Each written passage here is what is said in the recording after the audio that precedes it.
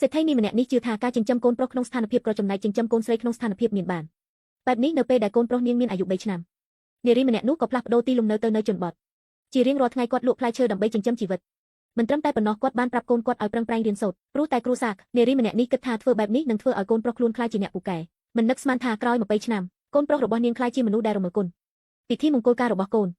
ម៉ាក់មិនចាំបាច់មកចូលរួមទេកូនប្រុសកូននិយាយបែបនេះមានន័យយ៉ាងម៉េចទៅអ្នកម៉ាក់គ្រាន់តែកូនគិតថាម៉ាក់ពីជនបទឡើងមកទីក្រុងគឺមិនងាយស្រួលនោះទេបើទោះយ៉ាងណាម៉ាក់មិនដែលដើរផ្លូវឆ្ងាយទេខ្លាចមកតាមផ្លូវម៉ាក់មានរឿងអ្វីកើតឡើងតើគិតយ៉ាងណាគ្មានអ្វីទេបើទោះជាម៉ាក់មានអាយុច្រើនហើយប៉ុន្តែមិនទាន់ចាស់រហូតដល់មិនស្គាល់ផ្លូវនោះទេម៉ាក់មិនអាចមកទីនេះបានទេសេដ្ឋីនេះម្នាក់នេះក៏ដឹងពីរឿងមិនប្រក្រតីរបស់កូនប្រុសខ្លួនបែបនេះនាងបានឲ្យបុគ្គលិករបស់នាងពិនិត្យមើលកន្លែងពិធីរៀបមង្គលការរបស់កូនប្រុសបន្ទាប់មកបានជិះយន្តហោះផ្ទាល់ខ្លួនទៅផ្ទះកូនប្រុសតែនៅពេលដែលកូនប្រុសឃើញម្ដាយខ្លួនមិនចង់ជួបមនុស្សទេព្រោះខ្លាចប្រពន្ធគេស្អប់ខ្ពើមម្ដាយគេនារីម្នាក់នេះឃើញបែបនេះពិតជាខឹងខ្លាំងណាស់ហើយសួរទៅកាន់កូនថាមានរឿងអ្វីបែបនេះកូនប្រុសម្នាក់នោះក៏បានរត់ជង្គង់ហើយសូមអង្គរំដាយគេថាកុំមកបំផ្លាញពិធីមង្គលការដែលគេខិតខំប្រឹងប្រែងគឺកូនប្រុសគ្មានបានការអ្នកម៉ាក់ក៏បានឃើញហើយដែរគ្រួសារគេមានលុយមានអំណាចមិនមែនកូនមានចិត្តណាលាក់បាំងអត្តសញ្ញាណរបស់ម៉ាក់ទេប្រសិនបើគ្រួសារគេដឹងពីអត្តសញ្ញាណរបស់ម៉ាក់គេច្បាស់ជាមិនព្រមរៀបការជាមួយកូនទេឯងបាននិយាយយ៉ាងម៉េចជាមួយនឹងគ្រួសារគេកូនបាននិយាយថាឯងបាននិយាយថាម៉េចកូននិយាយថាប៉ាម៉ាក់ខ្ញុំស្លាប់អស់ហើយពិតជារូបពិតមែនអ្នកម៉ាក់កូនគ្មានវិធីណាផ្សេងទេកូនរៀនសូត្រជាច្រើនឆ្នាំមកនេះប៉ុន្តែនៅពេលបញ្ចប់ការសិក្សាមិនអាចរកការងារណាបានមួយទេអ្នកម៉ាក់កូនគ្មានឡានហើយគ្មានផ្ទះទៀតតែជាមនុស្សនៃជនបទតើកូនស្រីអ្នកណាដែលព្រមរៀបការជាមួយកូនបានទៅនៅពេលដែលឃើញកូនប្រុសខ្លួនបែបនេះនារីម្នាក់នោះឈឺចាប់ខ្លាំងណាស់ប៉ុន្តែនារីម្នាក់នោះនៅតែបន្ទោសថាគ្រាន់តែជាគ្រួសារដែលមានបន្តិចទេមិនគួរឲ្យកូនប្រុសគេទន់ខ្សោយបែបនេះទេឲ្យតែកូនប្រុសគេត្រូវការគេនឹងបំពេញចិត្តគ្រប់យ៉ាងបែបនេះនារីម្នាក់នោះបានប្រាប់ទៅកូនប្រុសថាទុកចិត្តហើយរៀបចំពិធីមង្គលការទៅដល់ពេលនោះគាត់នឹងធ្វើឲ្យគេមានការភ្ញាក់ផ្អើលមួយប៉ុន្តែកូនប្រុសរបស់គាត់លើបែបនេះនឹកស្មានថាគាត់យល់ព្រមតាមសម្ដីរបស់គេបន្ទាប់មកនារីម្នាក់នោះបានដាក់បញ្ជាឲ្យកូនប្រុសខ្លួនធ្វើជាប្រធានក្រុមហ៊ុនដែលគេចង់ទៅធ្វើមិនយូរប៉ុន្មានដល់ថ្ងៃធ្វើពិធីមង្គលការប៉ុន្តែនៅពេលដែលគេបានមកដល់កន្លែងត្រូវបានម្ដាយក្មេកកំពុងតែប្រដៅកូនប្រុសរបស់នាងពេលនោះនាងខឹងជាខ្លាំងហើយបាននិយាយកូនប្រុសខ្លួនប៉ាត់ប៊ីងកូនមិនត្រូវគោរពអ្នកណាទាំងអស់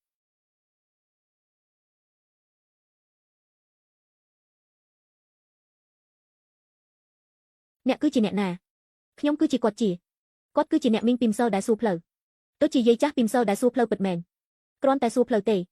តើមកទីនេះធ្វើអ្វីទៅមិនដឹងថាថ្ងៃនេះគ្រូសាខ្ញុំធ្វើពិធីមង្គលការអ្នកមិនបានអញ្ជើញមិនគួរចូលមកទេអ្នកម៉ាក់គាត់គ្រាន់តែជាអ្នកឆ្លងកាត់តាមផ្លូវហើយចូលមកទីនេះម៉ាក់កុំចិត្តក្តៅអីពេលនេះកូននឹងដេញគាត់ចេញទៅក្រៅភ្លាម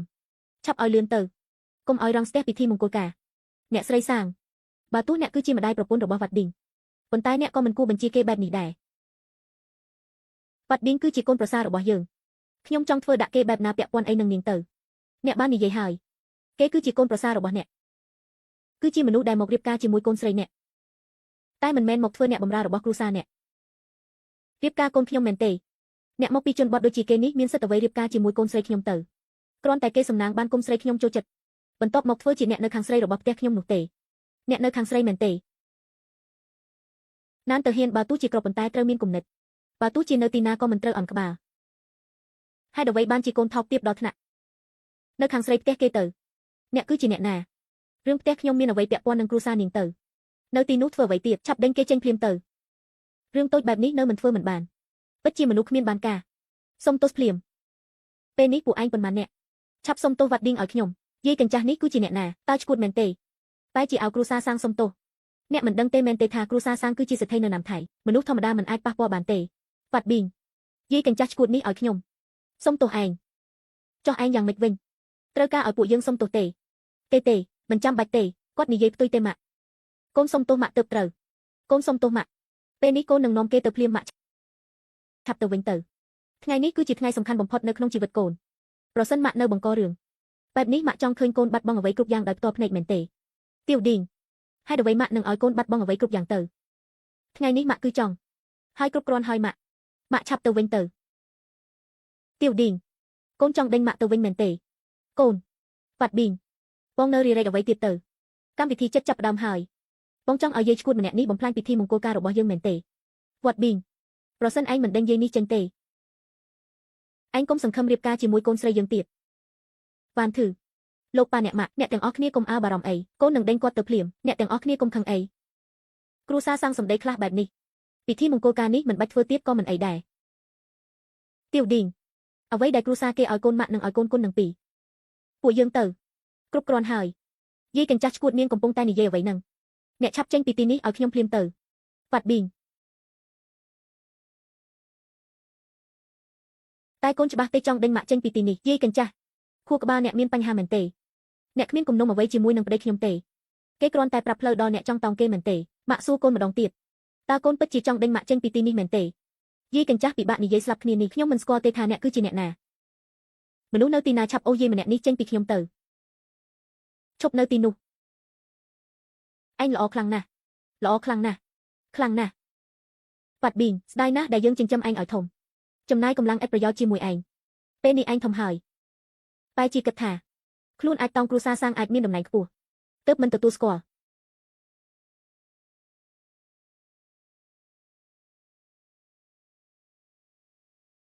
យាយកញ្ចាស់គួរឲ្យស្អប់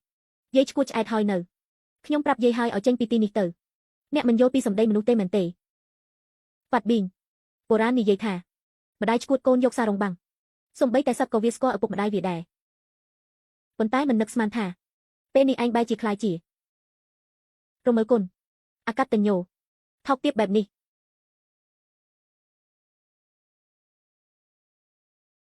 ណាស់ហើយចុះពេលនេះឯងលុតជង្គង់ចុះអានក្បាលដើម្បីទទួលកំហុសជាមួយម៉ាក់បើទោះយ៉ាងណាម៉ាក់គឺជាអ្នកឯងលំបាកម៉ាក់អាចលើកទោសឲ្យឯងលើកនេះអ្នកមានគំនិតអ្វីហ្នឹងហេតុអ្វីបានជាវត្តឌីងអាចដុតជង្គង់នៅចំពោះអ្នកទៅហេតុអ្វីមែនទេព្រោះខ្ញុំគឺជាម្ដាយរបស់គេ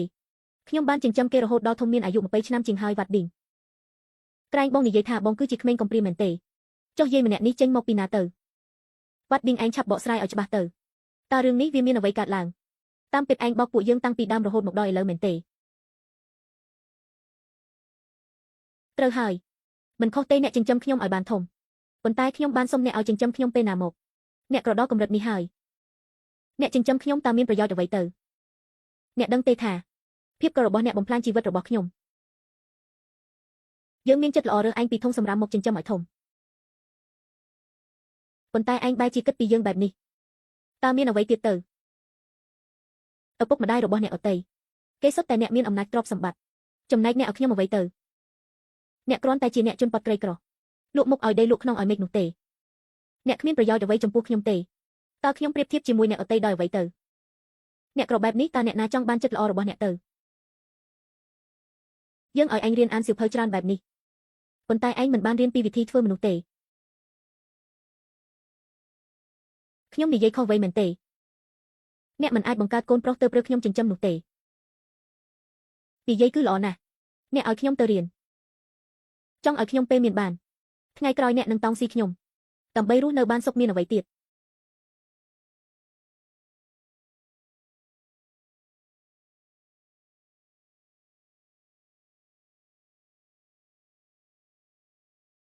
ប៉ាត់ប៊ីង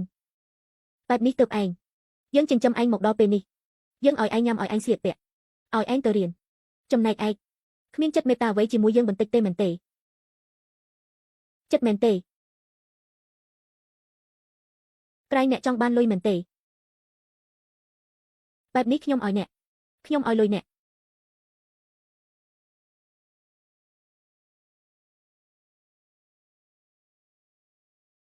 យកដល់អ្នកដែលខំចិញ្ចឹមខ្ញុំបែបនេះលុយនេះចាត់ទុកថាយើងផ្ដាច់ទំនាក់ទំនងគ្នាត្រឹមនេះចុះលុយមែនទេវាតុងយើងចង់បានប៉ុន្មានក៏បានដែរយាយកញ្ចាស់គួរឲ្យស្លាប់ចេះតែនិយាយផ្ដេសផ្ដាសប៉ាត់ឌីងហេតុអ្វីបានជាខ្ញុំយកព្រមប្រគល់កូនស្រីឲ្យតែឯងទៅតើឯងនៅចាំមូលហេតុទេកូនស្រីរបស់ខ្ញុំមិនមែនឲ្យបម្រើពុកម្ដាយរបស់អ្នកអតីតទេប៉ុន្តែគ្រួសាររបស់ខ្ញុំក៏មិនធ្វើជាអ្នកដន្លងជាមួយនឹងអ្នកក្រដែរទៅជានាងឯងឆាប់ដោះស្រាយរឿងនេះឲ្យស្អាតឲ្យពួកយើងប្រសិនបើមិនដូច្នោះទេឯងកុំសង្ឃឹមថាបន្តរៀបការបាន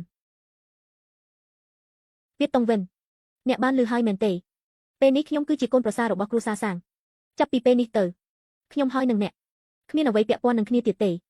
ឯងកាត់ផ្ដាច់ទំនាក់ទំនងម៉ែកូនជាមួយយើងព្រោះតែគ្រួសារតូចតាចមួយនេះពិតជាគួរឲ្យអស់សំណើច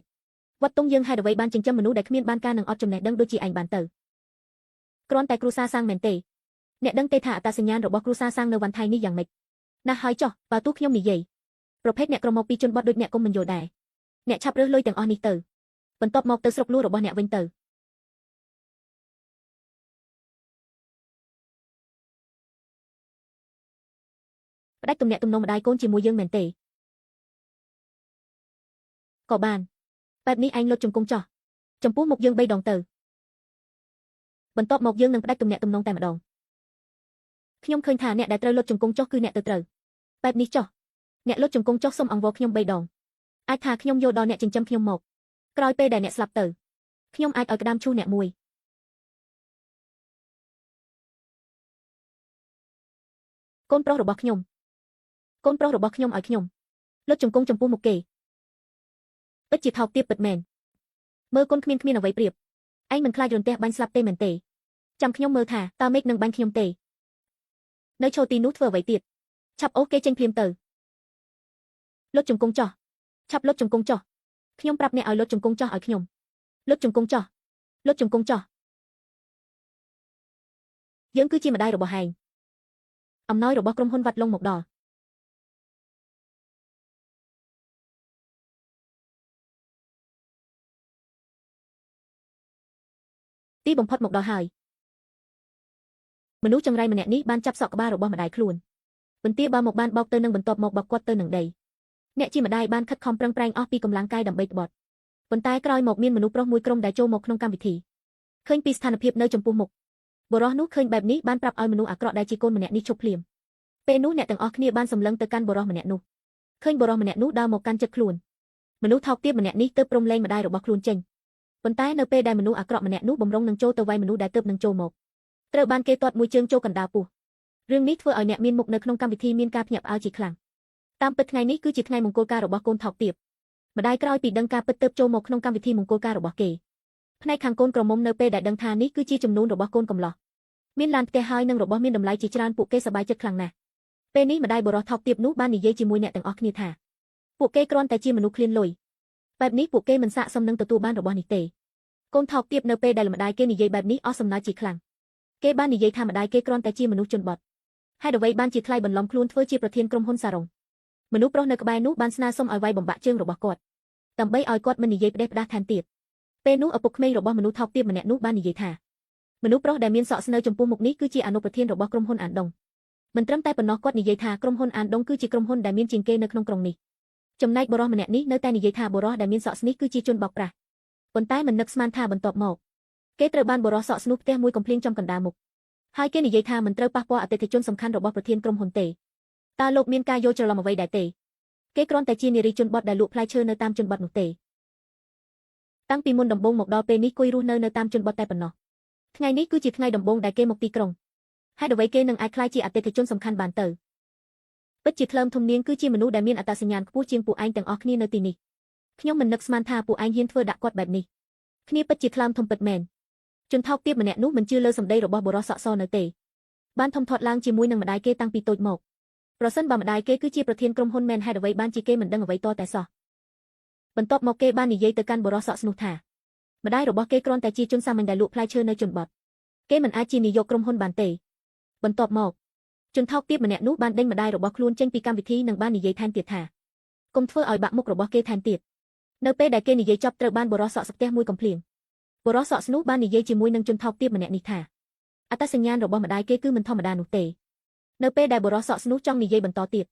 ត្រូវបានម្ដាយរបស់ជនថោកទាបនោះខត់ជាប់គាត់បាននិយាយថាមនុស្សនៅទីនេះមិនស័ក្តិសមនឹងស្គាល់អត្តសញ្ញាណពិតរបស់គាត់ទេបន្ទាប់មកគាត់និយាយជាមួយនឹងប៉ាក្មេករបស់ជនថោកទាបនោះថាចាប់ពីពេលនេះទៅគាត់នឹងផ្ដាច់ទំនាក់ទំនងរវាងក្រុមហ៊ុនគាត់ហើយនិងក្រុមហ៊ុនគេអ្នកគ្រាន់តែជាមនុស្សជនបទហេតុអ្វីបានជានិយាយដាក់ខ្ញុំបែបនេះ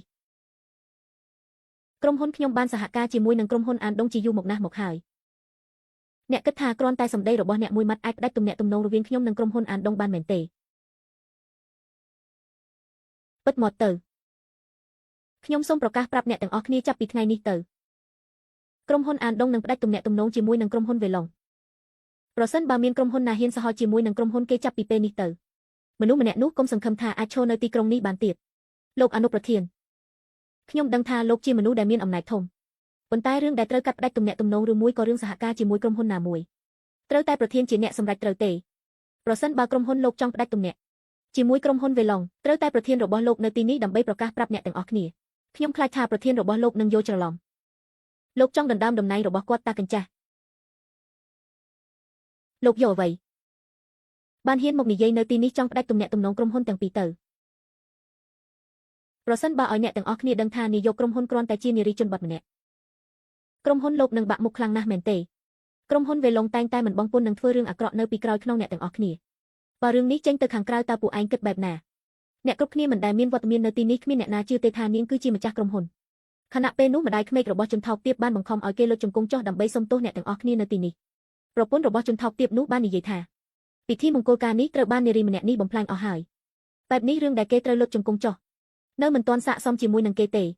បន្ទាប់មកគេបាននិយាយទូពិតប្រាប់ជនថោកទាបម្នាក់នេះថាចង់ឲ្យនារីម្នាក់នេះវាជុំវិញបន្ទប់នេះថ្ងៃក្រោយគេនឹងមិនហ៊ានអ្វីជាមួយបងទៀតទេ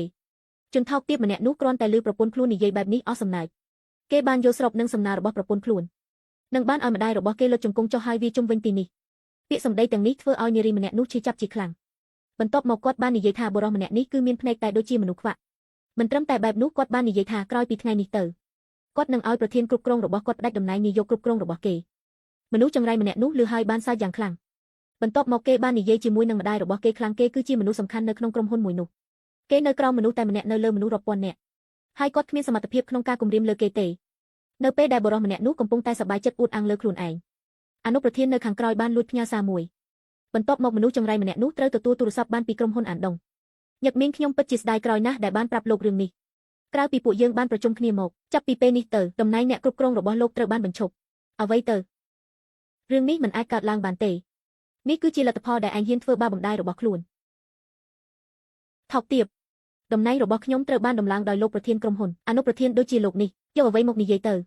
ណែតាកញ្ចាស់ហេតុអ្វីបានជាលោកសម្រេចចិត្តដោយខ្លួនឯងបែបនេះលោកមិនចាត់ទុកប្រធានរបស់លោកជាអ្វីទេមែនទេម៉ាក់និយាយហើយម៉ាក់គឺជាប្រធានក្រុមហ៊ុនណាយីកញ្ចាស់តើតាមពិតនាងចង់បានអ្វីតើនាងកំពុងតែចង់តង់លុយរបស់បងញឹកមីងមែនទេខ្ញុំសូមព្រមាននាងឆាប់ឲ្យតំណែងគាត់វិញភ្លាមទៅអ្វីទៅកូនប្រុសរបស់ខ្ញុំត្រូវបានដេញចេញហើយមែនទេអ្វីគ្រប់យ៉ាងគឺជាកំហុសរបស់នាងហេតុអ្វីបានជានាងមកទីនេះដើម្បីបង្ករឿងខ្ញុំត្រូវតែលោកហ៊ានអ្នកណាឲ្យអ្នកប៉ះពាល់មនុស្សរបស់ខ្ញុំបើអ្នកខ្លាំងមែនអ្នកចាត់ការខ្ញុំមកហេតុអ្វីបានជាគាត់បានទៅវាយមនុស្សនៅក្នុងវិធីមង្គលការទៅម្ដាយរបស់កូនក្រមុំពិតជាគ្មានការគួរសម្ពិតមែនខ្លាំងណាស់ល្អខ្លាំងណាស់អ្នកគ្រាន់តែជាយាយកញ្ចាស់ជនបទបែរជាហ៊ានផ្ដាច់ទំនាក់ទំនងរវាងក្រុមហ៊ុនខ្ញុំហើយនិងក្រុមហ៊ុនអានដុងមែនទេជឿរឿងនោះទេប្រសិនបើប្រធានក្រុមហ៊ុនអានដុងដឹងរឿងនេះគាត់ច្បាស់ជាមិនលើកលែងឲ្យនាងទេអ្នកទាំងអស់គ្នាដឹងទេថាអត្តសញ្ញាណពិតរបស់គាត់ពួកអ្នកទាំងអស់គ្នានៅទីនេះមិនស័ក្តិសមនឹងប្រៀបធៀបជាមួយគាត់ទេលោកកំពុងតែនិយាយផ្ដេសផ្ដាសអ្វីហ្នឹងតាកញ្ចាស់យាយកញ្ចាស់ម្នាក់នេះគ្រាន់តែជានារីជនបទតើយកអត្តសញ្ញាណគេមកដើម្បីនិយាយធ្វើអ្វីទៅត្រូវហើយហេតុអ្វីមនុស្សដូចជាគេអាចជាប្រធានក្រុមហ៊ុនអានដុងបានទៅច្បាស់ណាស់ថាលោកកំពុងតែលេងសើចដើម្បីបង្អាប់ក្រុមហ៊ុនរបស់ខ្ញុំក្រុមហ៊ុនវេឡុងរបស់ពួកឯងនេះបើប្រៀបធៀបជាមួយខ្ញុំវាគ្រាន់តែជាធូលីដីប៉ុណ្ណោះល្អខ្លាំងណាស់ណែនាងកញ្ចាស់និយាយកញ្ចាស់មកពីជនបទដូចជានាងនេះពិតជាក្អេងក្អាងពិតមែន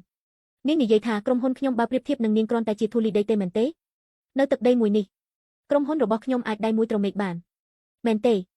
បែបនេះខ្ញុំចង់មើលណាស់ថាក្រុមហ៊ុនរបស់លោកអាចធ្វើអ្វីខ្ញុំបានបងប្រុសរបស់ខ្ញុំគឺជាប្រធានក្រុមហ៊ុននៅធ្វើហើយគាត់ទទួលខុសត្រូវរឿងជំនួយនៅទីនោះបើទោះនាងគឺជាប្រធានក្រុមហ៊ុនអានដុងក៏ដោយនៅពេលដែលឈរនៅចំពោះប្រធានក្រុមហ៊ុនពាណិជ្ជកម្មនាងមានតែអូនក្បាលតែប៉ុណ្ណោះនៅពេលដែលបងប្រុសខ្ញុំមកទីនេះពួកឯងនឹងដឹងដៃខ្ញុំហើយភ្ញៀវរបស់យើងនៅឆ្នាំនេះបានកើនឡើងពាក់កណ្ដាលជំរាបលោកម្ចាស់ប្រធានក្រុមហ៊ុនអានដុងទើបតែខលមកប្រាប់ខ្ញុំគាត់បាននិយាយថាចង់ជួបលោកអ្វីទៅលោកប្រធានចូលរួមត្រេកអរលោកប្រសិនបើមានការគ្រប់គ្រងពីក្រុមហ៊ុនអានដុងក្រុមហ៊ុនរបស់លោកនឹងរីកចម្រើនថែមទៀតចាប់ពីខ្ញុំបានបង្កើតក្រុមហ៊ុននេះមកគាត់បានជួយក្នុងការងារខ្ញុំច្រើនណាស់អាចនិយាយថាប្រសិនបើគ្មានគាត់ទេខ្ញុំនឹងគ្មានតំណែងជាប្រធានក្រុមហ៊ុននៅធឿកហើយនេះទេរយៈពេល10ឆ្នាំហើយគាត់បានរស់នៅលាក់កំបាំងខ្លួនពេលនេះខ្ញុំបានមានឱកាសក្នុងការជួបមុខគាត់ហើយលេខាណាមខ្ញុំចង់ហោះទៅកន្លែងគាត់ពេលនេះរូបប្រធានកន្លះម៉ោងក្រោយលោកមានការប្រជុំជាមួយនឹងដៃគូ ប្រធានលោកជួយខ្ញុំទៅទទួលប្រធានក្រុមហ៊ុនអានដុងមុនទៅក្រោយពេលចប់ការប្រជុំខ្ញុំនឹងទៅទីនោះជាមួយលោកបាទ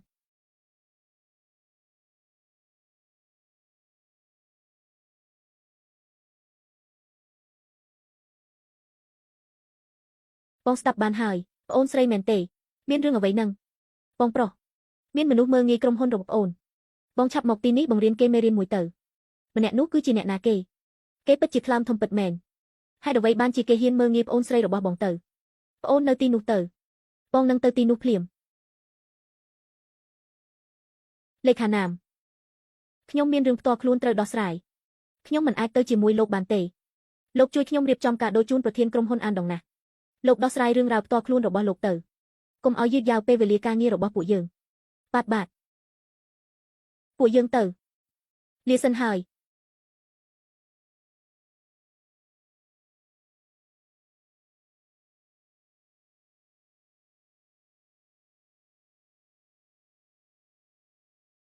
ប្អូនស្រីបងបានមកដល់ទីនេះហើយថ្ងៃនេះ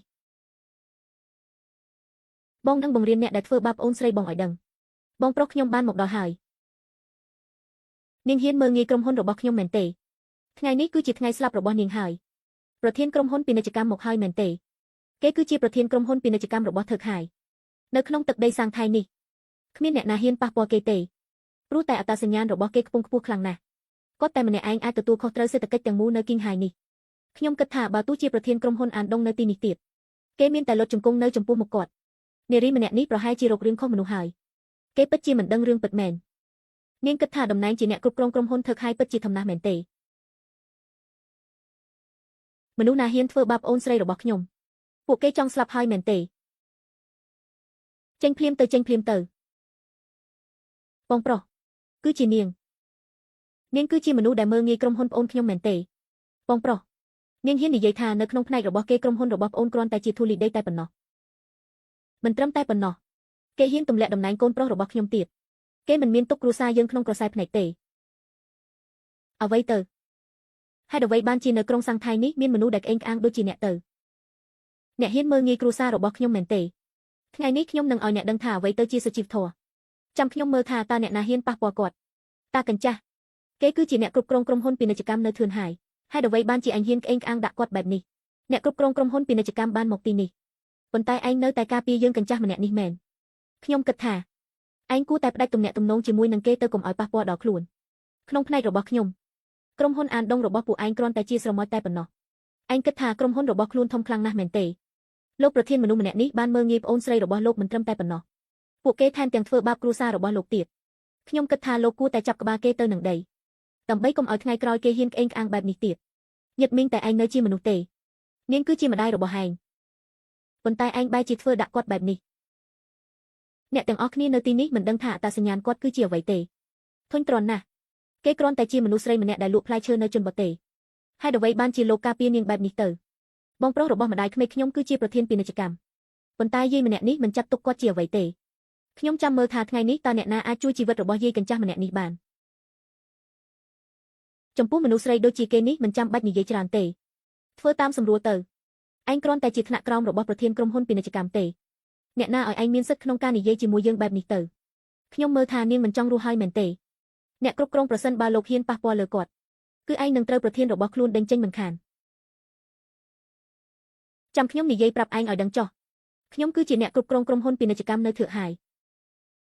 លោកគ្រាន់តែជាអនុប្រធានរបស់ក្រុមហ៊ុនអានដុងនោះទេហេតុអ្វីបានជាឯងទៅការពារមនុស្សជនបទដូចជាគេទៅចង់បាត់បង់តំណែងមែនទេខ្ញុំគ្រាន់តែនិយាយមួយម៉ាត់ទេមនុស្សទាំងអស់គ្នានៅទីនេះគ្មានអ្នកណាការពារគេបានទេឯងមិនត្រូវគ្មានសុជីវធម៌ជាមួយគាត់ទេលោកកុំនិយាយច្រើនជាមួយតានេះអីខ្ញុំឮថាគេគឺជាម្ដាយចិញ្ចឹមរបស់ឯងមែនទេត្រូវហើយគេគ្រាន់តែជាមនុស្សស្រីជនបទនោះទេហេតុអ្វីគេអាចប្រៀបធៀបជាមួយខ្ញុំបានទៅខ្ញុំបានរៀបការជាមួយនឹងក្មួយស្រីរបស់លោកនោះគឺជាកិត្តិយសដ៏ខ្ពង់ខ្ពស់របស់ខ្ញុំបានហើយខ្ញុំឃើញថាឯងពិតជាដឹងរឿងណាស់ប៉ុន្តែម្ដាយរបស់ឯងបែរជាមិនដូចឯងមកទីនេះយើងនិយាយប្រាប់បាទនាងហ៊ានប៉ះពាល់គ្រួសាររបស់ខ្ញុំមែនទេខ្ញុំនឹងមិនធ្វើឲ្យនាងបានសុខទេជង្គង់ចុះទៅណែនាងកញ្ចាស់ឆាប់លុតជង្គង់ចុះភ្លាមទៅហេតុអ្វីបានជាអញហ៊ាននិយាយបែបនេះជាមួយនឹងម្ដាយរបស់ខ្លួន ស្នេហ៍យើងកញ្ចាស់ហេតុអ្វីបានជានាងធ្វើខុសពីសម្ដីលោកប្រធានទៅអនុប្រធានខ្ញុំចង់ទុកមុនមាត់បន្តិចឲ្យលោកប៉ុន្តែដូចជាលោកមិនត្រូវការមុខមាត់ទេប្រសិនបើបែបនេះកុំបន្ទោសថាខ្ញុំធ្ងន់ដៃចាប់គេភ្លាមទៅខ្ញុំនឹងឲ្យអ្នកដឹងថាពាក្យថាស្លាប់គេសរសេរយ៉ាងម៉េច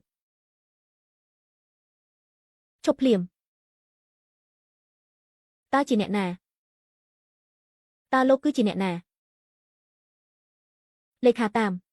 លោកគឺជាអ្នកណាហេតុអ្វីបានជាប៉ះពាល់នឹងលោកប្រធានជីវពិតមកទៅនេះគឺជាលេខារបស់អ្នកគ្រប់គ្រងមីងតាន់តាមសាររបស់ King Do ឯងមានជីវិតប៉ុន្មានហ៊ានក្អេងក្អាងមុខមាត់របស់គាត់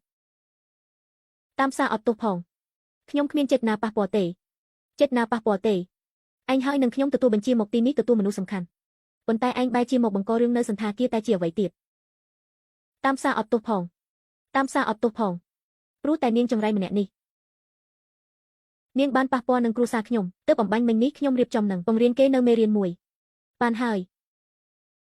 សំណាងហើយដែលមិនធ្វើឲ្យប៉ះពាល់រឿងសំខាន់ប្រសិនបើមិនដូច្នោះទេយកជីវិតឯងមកបដូរទៅលឹបនៅទីណាលេខាតាមខ្ញុំគឺជាទីលប់គឺលោកមែនទេជាអ្នកទេទៅលោកប្រធានថាមនុស្សសំខាន់នឹងលេចមុខនៅណាមថៃត្រូវហើយចោះបែបនេះពេលនេះមនុស្សសំខាន់នៅទីណា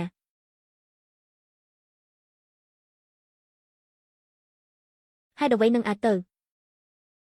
គឺលំលោកកុំនិយាយផ្ដេសផ្ដាសខ្ញុំហើយនឹងលោកលេខាតាមមានបញ្ជា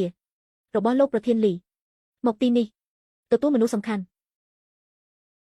ហេតុអ្វីនឹងជានាងម្នាក់នេះបានទៅខ្ញុំបាននិយាយហើយពួកឯងគ្មានអ្នកណាហ៊ាននិយាយខ្លាំងជាមួយខ្ញុំបានទេថ្ងៃនេះអ្នកណាដែលបានធ្វើបាបខ្ញុំសម្រាប់មិនលើកលែងយាយកញ្ចាស់នេះអ្នកពិតជាមិនដឹងមេខ្ពស់ដីទៀតមែនខ្មែរជានិយាយផ្ដេសផ្ដាសជាមួយនឹងលោកលេខាតាមត្រូវហើយលោកតាមមុនពេលលោកមកពួកគេរួមដៃគ្នាជាមួយនឹងទូលលប់ធ្វើបាបគ្រួសារសាងលោកកុំឲ្យគេបោកប្រាស់ឲ្យសោះត្រូវហើយវត្តតុងវិននាងមានជីវិតប៉ុន្មានបែរជាហ៊ានខ្លែងអត្តសញ្ញាណមនុស្សសំខាន់នៅនឹងមុខលេខាតាមទូលឹបលោកទូរស័ព្ទទៅលោកប្រធាននិយាយថាមនុស្សសំខាន់លេចមុខនៅណាមថៃនេះគឺជាមនុស្សសំខាន់ដែលឯងនិយាយមែនទេត្រូវហើយបងស្រីវិន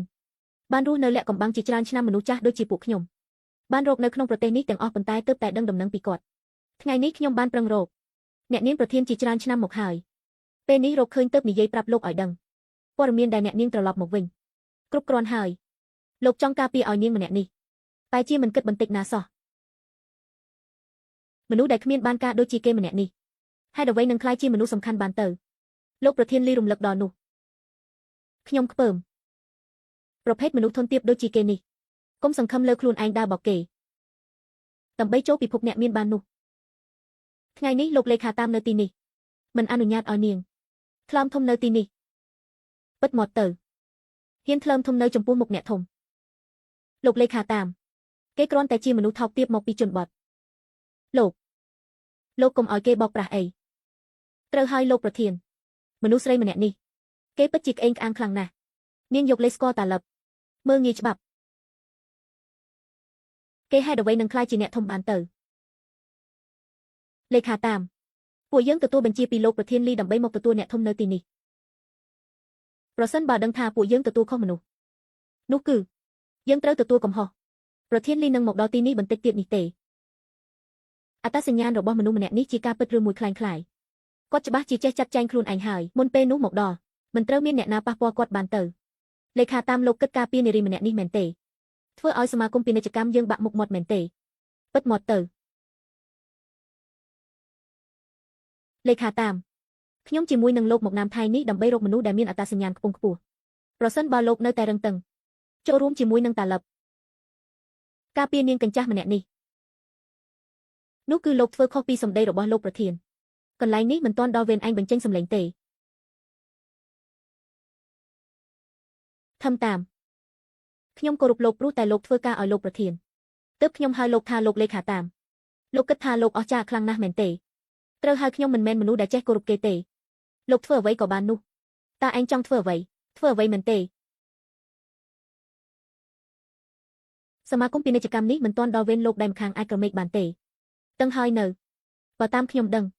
អនុប្រធានសមាគមពាណិជ្ជកម្មរបស់សមាគមពាណិជ្ជកម្មពេលនេះកំពុងនៅណាមថៃលោកគិតទេថាខ្ញុំនឹងហៅមនុស្សម្នាក់នោះមកទីនេះភ្លាមតើលោកនឹងប្រើអំណាចដើម្បីការពារនាងម្នាក់នេះទៀតទេមនុស្សនៅទីណាអញ្ជើញអនុប្រធានសមាគមពាណិជ្ជកម្មមកទីនេះអីយ៉ាជីវគៀតអញហ៊ានយកអនុប្រធានសមាគមពាណិជ្ជកម្មមកគំរាមយើងលោកលេខាតាមអ្នកគ្រប់គ្រងជីវគ្រាន់តែគិតដល់លោកទេគាត់ខ្លាចថាលោកត្រូវមនុស្សម្នាក់នេះបោកប្រាស់ចេញត្រូវឬមួយខុសយើងដឹងដោយខ្លួនឯងចំណែកពួកឯងវិញមុនពេលយើងមកបារួមគ្នាដើម្បីធ្វើបាបមនុស្សធ្វើខុសច្បាប់នៅមិនស្មើកូនឆ្កែកូនឆ្មាមនុស្សចង្រៃម្នាក់នេះនាងកុំគិតថាអាលោកតាមការពារនាងបាននាងនឹងមានសុវត្ថិភាពនោះនាងហើយនឹងតាលឹបថ្លើមធំពីមេឃខ្លែងអត្តសញ្ញាណមនុស្សសំខាន់ខ្ញុំនិយាយប្រាប់នាងឲ្យដឹងពួកឯងមានតែផ្លូវស្លាប់ទេចៅគៀតយើងប្រមានឯងនៅនិយាយផ្ដេសផ្ដាស់ទៀតកុំបន្ទោសថាយើងមិនគោរពធំតាមលោកដូចជាហួសហេតុពេកហើយហេតុអ្វីបានជាលោកសហការជាមួយនឹងតាលឹបការពារនារីម្នាក់នេះពិតជាធ្វើឲ្យបាក់មុខសមាគមពាណិជ្ជកម្មមនុស្សសំខាន់ដែលលោកប្រធានចង់រកហេតុអ្វីនឹងជានាងម្នាក់នេះបានទៅជីវគៀតឯងជាច្រើនដងបាននិយាយពាក្យផ្ដេសផ្ដាស់មើងងាយច្បាប់មនុស្សនៅទីណាវាយបំបាក់ជើងរបស់គេអូសចេញទៅក្រៅអញហ៊ានមែនទេ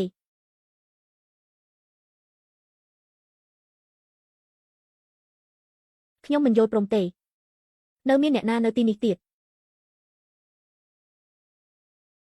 ហ៊ានប៉ះពាល់មនុស្សពីរនាក់នេះទៀតទេ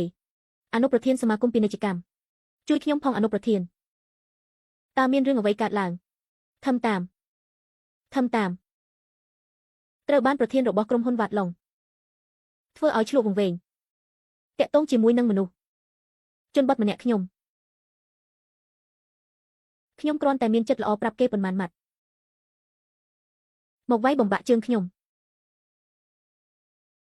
ហេតុអ្វីនឹងមានហេតុផលបែបនេះទៅបើទោះយ៉ាងណាលោកក៏ជាមនុស្សធ្វើការនៅសមាគមដែរហេតុអ្វីមិនបែងចែកស្ខ្មៅត្រូវហើយអនុប្រធានធំតាមបែបនេះគឺធ្វើឲ្យបាក់មុខសមាគមពាណិជ្ជកម្មរបស់ពួកយើងលោកត្រូវតែបង្រៀនគេឲ្យដឹងមេរៀនមួយធំតាមល្អខ្លាំងណាស់លោកប្រធានមិននៅទីនេះគេបែរជាប្រើសិទ្ធិផ្ដេសផ្ដាស់នាំគេទៅមន្ទីរពេទ្យទៅលេខាតាមអ្នកគ្រប់គ្រងជីវគឺជាអ្នកគ្រប់គ្រងកម្រិតខ្ពស់នៅសមាគមពាណិជ្ជកម្មលោកវាយបំបាក់ជើងគេលោកមិនខ្លាចប្រធានដឹងខាត់នឹងដាក់ទោសលោកទេមែនទេរឿងរបស់ខ្ញុំតើឯងមានសិទ្ធិអ្វីលូកមាត់ចូលទៅគ្រួសារធំគ្មានសិទ្ធិក្នុងការលូកដៃចូលចុះខ្ញុំវិញធំតាមលោកហ៊ានធ្វើផ្ទុយពីគំនិតរបស់លោកប្រធានចូលដៃជាមួយនឹងពួកមនុស្សទាំងនេះពិតជាធ្វើឲ្យបាក់មុខសមាគមពួកយើងមែនអនុប្រធានខ្ញុំធ្វើតាមពាក្យសម្ដីរបស់លោកប្រធានមកទីនេះទទួលមនុស្សសំខាន់មិនត្រឹមតែប៉ុណ្ណោះតាលឹបបានបង្ហាញច្បាស់ហើយវត្តតុងវិនគឺជាមនុស្សដែលលោកប្រធានត្រូវការរក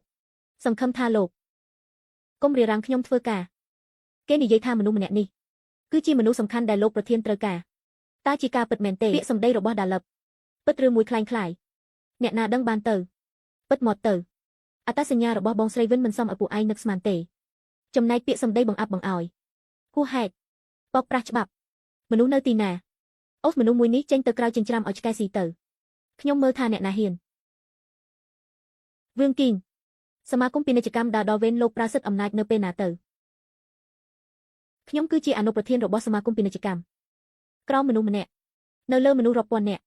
លោកប្រធានមិននៅទីនេះខ្ញុំគឺជាស្ដេចនៃសមាគមពាណិជ្ជកម្មគ្រាន់តែជាប្រធានក្រុមហ៊ុនវ៉ាត់ឡុងតូចមួយមានអ្វីដែលខ្ញុំមិនហ៊ានធ្វើទៅរឿងគីងលោកកំពុងតែរកផ្លូវស្លាប់ខ្ញុំឃើញថាអ្នករកស្លាប់ទើបត្រូវនិយាយកញ្ចាស់គួរឲ្យស្អាតហ៊ាននិយាយផ្ដេសផ្ដាស់ស្នៃចំពោះមុខខ្ញុំឃើញថានាងចង់ស្លាប់ហើយឆាប់ដកស្បែកគេយកឆ្អឹងទៅឲ្យឆ្កែស៊ីទៅវិធីស្លាប់នេះពួកឯងជ្រើសរើសខ្លួនឯងទៅចាប់ពួកគេភ្លាមឲ្យយើងបងស្រីវិន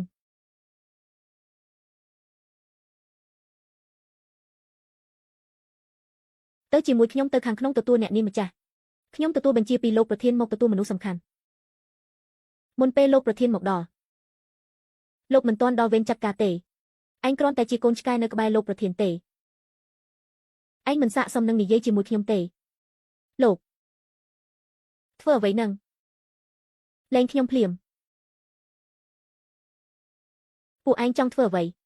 ខ្ញុំគឺជាអនុប្រធានសមាគមពាណិជ្ជកម្មឯងហ៊ានភ្ជង់កាំភ្លើងមកកាន់ខ្ញុំមែនទេឯងចង់ក្បត់មែនទេនាងគ្រាន់តែជាមនុស្សមកពីជនបទបែរជាហ៊ានមកធ្វើផ្ដេសផ្ដាសជាមួយនឹងសមាគមពាណិជ្ជកម្មថ្ងៃនេះខ្ញុំនឹងជំនួសឲ្យលោកប្រធានសម្រាប់មនុស្សចោមសៀតដូចជានាងនេះជាតិក្រោយកើតមកនាងត្រូវចាំឲ្យច្បាស់មានមនុស្សមួយចំនួននាងមិនអាចប៉ះពាល់គេបានទេវឿងគីងឯងហ៊ានមែនទេគ្រាន់តែមនុស្សគ្មានបានការទេឆាប់ឈប់ភ្លាមទាំងអស់ហើយខ្ញុំឆាប់ឈប់ទាំងអស់គ្នាភ្លាមលោកប្រធានហេតុអ្វីបានជាលោកមកទីនេះថ្លើមធំលោកប្រធានលោកស្ដាប់ខ្ញុំពន្យល់ខ្ញុំធ្វើបែបនេះព្រោះតែថ្ងៃនេះខ្ញុំត្រូវបានប្រធានធំណែនាំមកទីនេះឯងគឺជាឆ្កែអ្វីទៅបែរជាហ៊ានថ្លើមធំនៅទីនេះប្រធានធំមែនទេលោកប្រធាននៃរបស់លោកគឺជាលោករកឃើញអ្នកនាងប្រធានធំហើយមែនទេលោកប៉ាប្រធានធំដែលពួកគេនិយាយតើគឺជាអ្នកណាទៅរឿងច្បាស់ប៉ានៅមិនទាន់ដឹងទេប៉ាគ្រាន់តែដឹងថាសមាគមពាណិជ្ជកម្មកំពុងតែរកមនុស្សដែលលាក់កំបាំងចំណែកមនុស្សម្នាក់នោះឈ្មោះអ្វីគ្មានអ្នកណាដឹងទេលោកប៉ាតើអាចទេវត្តទុងវ៉ាន់គឺជាមិនអាចទេលោកប៉ាបានស្ដាប់សមាគមពាណិជ្ជកម្មនិយាយថាប្រធានធំដែលលោកប្រធានលីតាមរកមានអាកប្បកិរិយាខ្ពង់ខ្ពស់សមត្ថភាពខ្លាំងបើតាមឮមិនថាអ្នកណាត្រូវបានមនុស្សម្នាក់នោះបង្ហាត់បង្រៀននោះរឿងរកស៊ីរបស់គ្រួសារនឹងឡើងទៅកម្រិតកំពូលជប់សិនកូននិយាយថាម្ដាយចិញ្ចឹមរបស់កូនមួយជីវិតនេះគេមិនដែលចេញពីភូមិទេហេតុអ្វីនឹងខ្លាយជាប្រធានធំបានទៅមនុស្សចង្រៃជួបនឹងលោកប្រធានហើយនៅហ៊ានមិនលោតជង្គង់តើឯងចង់ឲ្យខ្ញុំលុតទេមនុស្សចង្រៃនាងថ្លើមធំពិតមែននាងមិនគោរពខ្ញុំមិនគ្រប់គ្រាន់នាងដឹងទេថាមនុស្សដែលកំពុងឈរនៅចំពោះមុខនាងគឺជាអ្នកណាទេនាងចង់ស្លាប់មែនទេលីមីងតននាងហ៊ានហៅឈ្មោះរបស់លោកប្រធានផងខ្ញុំត្រូវតែនេះគឺជាមនុស្សសំខាន់របស់លោកប្រធានប៉ុន្តែឯងនៅតែហ៊ានបង្ករឿងអ្វីទៅមនុស្សសំខាន់មែនទេមនុស្សសំខាន់ហេតុអ្វីនឹងបែបនេះបានទៅឯងជាច្រើនដងមកហើយតែងតែបង្ករឿងជាមួយនឹងបងស្រីវិនយកមកដល់សមាគមពាណិជ្ជកម្មយើងតែងតែលើកលែងឲ្យឯងប៉ុន្តែឯងនៅមិនព្រមកែប្រែថ្ងៃនេះប្រធានលីបានមកដល់ចាំមើលថាឯងនឹងនៅសមាគមនេះបានទៀតទេលោកគឺជាប្រធានក្រុមហ៊ុនវ៉ាត់ឡុងតើឯងមានសិទ្ធិអ្វីទៅចេញឲ្យឆ្ងាយទៅប្រធានទឺគឺជាមិត្តភក្តិរបស់ខ្ញុំមិនគោរពគេគឺស្មើនឹងមិនគោរពខ្ញុំអនុប្រធានវឿងគ្រប់ដល់មនុស្សសំខាន់មនុស្សដែលគ្មានភ្នែកមើលសូមលោកប្រធានដាក់ទោសអ្នកស្រីខ្ញុំគ្មានចេតនាមកយឺតទេត្រូវធ្វើឲ្យអ្នកស្រីគេមើលងាយហើយមនុស្សទាំងប៉ុន្មានអ្នកនេះបងស្រីចង់ដោះស្រាយបែបណាដែរនោះកូនចៅនឹងធ្វើភ្លាមលោកប្រធានលោកសូមគិតឡើងវិញកុំឲ្យគេម្នាក់នោះបោកប្រាស់អីទឺលឹបដោយខ្លួនឯងគឺជាមនុស្សក្រុមហ៊ុនវៀតឡុងកងជាមួយនឹងវត្តតុងវិនបង្ករឿងក្នុងពិធីមង្គលការកូនស្រីខ្ញុំពេលនេះបែរជាខ្លាញ់អត្តសញ្ញាណមនុស្សសំខាន់ពិតមកទៅលោកប្រធានបាននិយាយហើយប៉ុន្តែឯងបែរជាហ៊ានទៅមាត់លេខាតាមលោកហើយនឹងពួកគេគឺជាក្រុមតែមួយលោកបានវាយលេខាជីវនៅមានអ្វីដែលពួកឯងមិនអាចធ្វើបានទៀតទៅពេលនេះឃើញលោកប្រធានមកដល់បែរជានៅតែនិយាយកុហកដើម្បីបោកប្រាស់លោកប្រធានត្រូវហើយអ្នកបម្រើរបស់លោកត្រូវបានទឺលឹបទិញក្បាលហើយទៅលប់ហើយនឹងវត្តតុងវិនកំពុងសហការគ្នាបោកលោកលេខាតាមក៏ជួយពួកគេដែរពួកគេគឺជាជនបោកប្រាស់មិនគួរជឿទុកចិត្តទេពិតមាត់ពួកឯងពិតជាពូកែខ្លាំងពិតមែនឆាប់ដាក់បញ្ជារបស់ខ្ញុំវឿងគីងធ្វើបាបមនុស្សសំខាន់របស់សមាគមគ្មានច្បាប់ទម្លាប់ចាប់ពីថ្ងៃនេះទៅត្រូវហាមឃាត់មិនឲ្យចូលមកគីងដូទៀតបានទេចំណែកគ្រូសាត្រូវកាត់ផ្តាច់ជំនួយទាំងអស់នៅវ៉ាហាក់ សមាជិករបស់សមាគមមិនត្រូវសហការរកស៊ីមួយនឹងពួកគេបាទលោកប្រធានលោកប្តីលោកប្រធានប្រសិនបើខ្ញុំធ្វើអ្វីមានកំហុសសង្ឃឹមថាលោកលើកលែងឲ្យខ្ញុំមនុស្សដែលគ្មានដឹងគុណនៅមើលគុណដូចជាឯងនេះស្ដាយកម្លាំងរបស់បងស្រីវិនបារម្ភពីឯងនាងតើនាងគឺជាអ្នកណាពួកគេហេតុអ្វីបានជាពួកគេថ្លើមធំបងស្រីវិនខ្ញុំគឺជាអ្នកណាមិនមានអ្វីពាក់ព័ន្ធនឹងឯងទេឯងគឺជាមនុស្សឃ្លានទ្រព្យសម្បត្តិកេរ្តិ៍ឈ្មោះលទ្ធផលពេលនេះគឺជាឯងជ្រើសរើសធ្វើខ្លួនឯងទទួលខ្លួនឯងមិនអាចទេមិនអាចបែបនេះបានទេ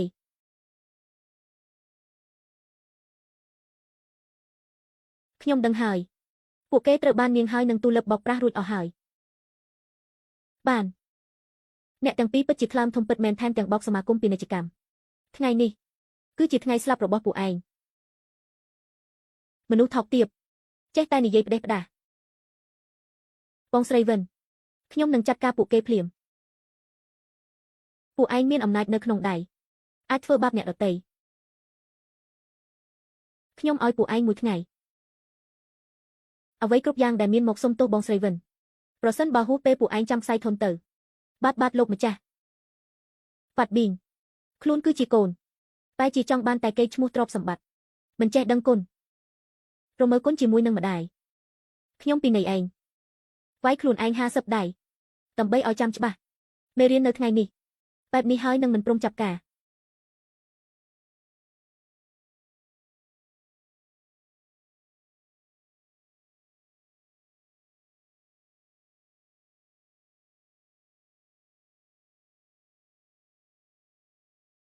កំហុសជាមួយនឹងលោកប្រធានលីគ្រួសារយើងស្លាប់ខានទេគ្រួសារសាស្លាប់មិនថាទេគ្រួសារសាងស្លាប់មិនខានទេយាយកញ្ចាស់បងស្រីវិនប្រសិនបើបងបានត្រឡប់មកវិញហើយថ្ងៃស្អែកខ្ញុំនឹងធ្វើពិធីទទួលអ្នកឲ្យបានធំតែម្ដងនៅទីក្រុងណាមថៃនេះនិយាយជាមួយនឹងសមាជិកក្នុងសមាគមពាណិជ្ជកម្មអ្នកបង្កើតសមាគមនេះបានមកដល់ហើយរឿងនេះឯងធ្វើទៅបានហើយបាទចំណែកគ្រូសាអីវ៉ាន់ទុកចិត្តចុះគ្រូសាគេមិនកាត់តញោជាមួយនឹងបងខ្ញុំនឹងមិនឲ្យគេចូលរួមកម្មវិធីនៅថ្ងៃស្អែកទេអាឡូលោកនិយាយថាម៉េច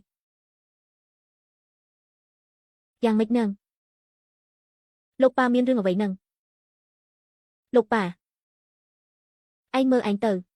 រកបានឆ្កែអ្វីទៅព្រោះតែវាគ្រូសាងទើបមានកំហុសជាមួយនឹងលោកប្រធានទិពេលនេះថែមទាំងមានកំហុសជាមួយនឹងសមាគមពាណិជ្ជកម្មពេលនេះគ្រូសាជើងបានទូរស័ព្ទមកប៉ាអ្នកបង្កើតសមាគមពាណិជ្ជកម្មដាំពាក្យចាំរៀមម្ចាស់ពិតប្រាកដរបស់សមាគមពាណិជ្ជកម្មបានមកដល់ណាមថៃហើយអ្វីទៅលោកប៉ាបែបនេះពួកយើងត្រូវតែជួបគេឲ្យបានលីមីងតននិយាយរួមទៅគេគ្រាន់តែជាប្រធានសមាគមបណ្ដោះអាសន្នប្រសិនបើយើងអាចតាក់ទងបានមនុស្សដែលបង្កើតសមាគមមនុស្សដោយផ្ទាល់នោះលីមីងតននឹងមិនអាចធ្វើអ្វីបានគ្រូសាយើងទេប៉ុន្តែសមាគមពាណិជ្ជកម្មបាននិយាយហើយគ្រូសាងមិនអាចចូលរួមកម្មវិធីនៅថ្ងៃស្អែកទេលោកប៉ាកុំបារម្ភអីពួកយើងរកវិធីផ្សេងនៅមានវិធីអ្វីទៀតទៅពីឌីងគ្រូសាងពាក់ព័ន្ធនឹងឯងពិតជាមានវិនិច្ឆ័យ8ជាតិលោកប៉ាកូននឹងរៀបចំកាដូទៅសន្តាគារហាក់លោកប៉ាទុកចិត្តចុះកូននឹងរកវិធីឲ្យប្រធានលីលើកលែងទោសឲ្យគ្រូសាងឱកាសនៅក្នុងកម្មវិធីថ្ងៃស្អែកយើងឲ្យឱកាសឯងចុងក្រោយប្រសិនបើមិនអាចធ្វើរឿងនេះបានទេត្រូវចេញឲ្យឆ្ងាយពីផ្ទះយើងទៅបាទ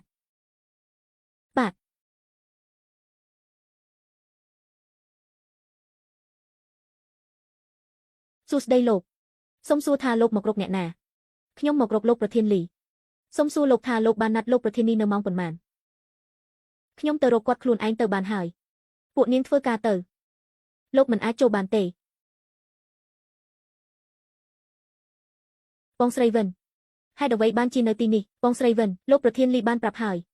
លោកស្រីគឺជាអតិថិជនផ្កាយ7របស់សន្តាគារបងស្រីមានការងារអ្វីខ្ញុំក៏ត្រូវតែធ្វើលីមីងតនធ្វើឲ្យមានរឿងធំពិតមែនកុំទៅតាមខ្ញុំអីខ្ញុំទៅខាងក្រោមដល់លេងទេទៅចុះបាទលោកមិនណាត់មុនមិនអាចចូលបានទេចេញ គ្រាន់តែជាបុគ្គលិកតូចតាចបែរជាហ៊ានមកទ្រារាំងខ្ញុំនាងដឹងថាខ្ញុំគឺជាអ្នកណាទេឈប់ភ្លាម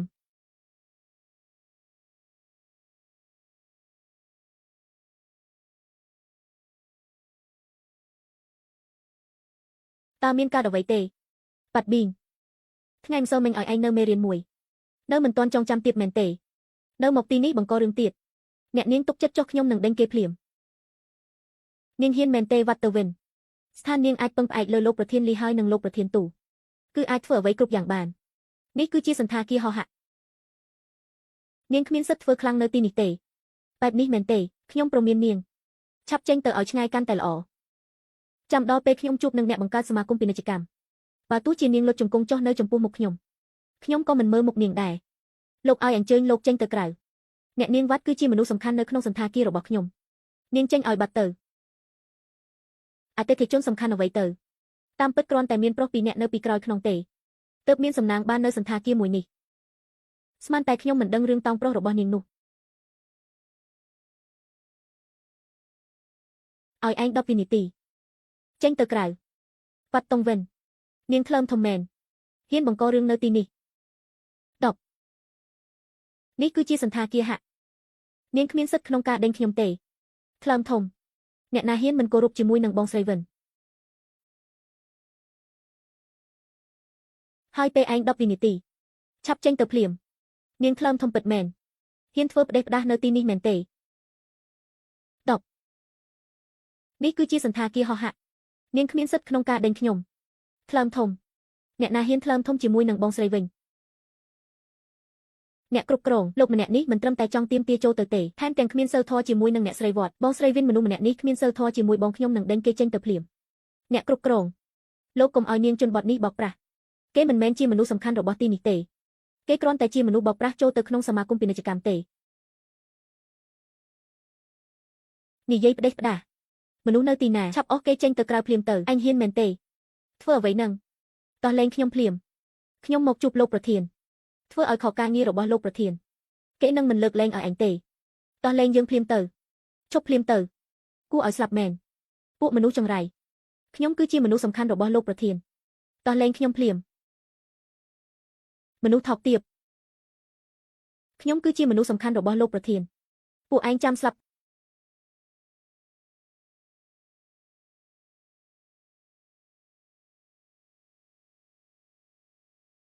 ទៅវត្តឌីងហេតុអ្វីបានជាឯងនៅទីនេះលោកប្រុសខ្ញុំនិយាយប្រាប់លោក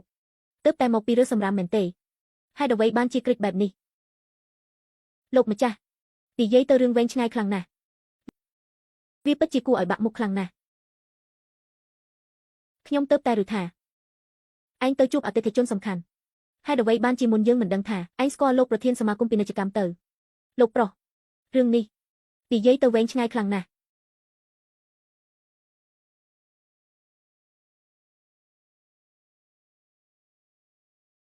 ពិតជាគ្មានហេតុផលពិតមែនវត្តឌីងម្ដាយចិញ្ចឹមរបស់ឯងពិតជាក្អេងក្អាងហួសជ្រុលពេកហើយមនុស្សជនបទនេះពិតជាគ្មានចំណេះដឹងគ្មានការគិតអ្វីទេគិតថាអាចពឹងផ្អែកលើក្រុមហ៊ុនវត្តឡុងអាចធ្វើបាបអ្នកអតីមែនទេជើងទាវឡុងខ្ញុំមួយជីវិតនេះស្អប់បំផុតមនុស្សស្រីដែលមិនគិតមនុស្សប្រុសជាអ្វីនោះឯងទុកចិត្តចុះយើងនឹងនាំឯងទៅកម្មវិធីនៅថ្ងៃស្អែកអរគុណលោកប្រុសអរគុណលោកប្រុសច្រើនណាស់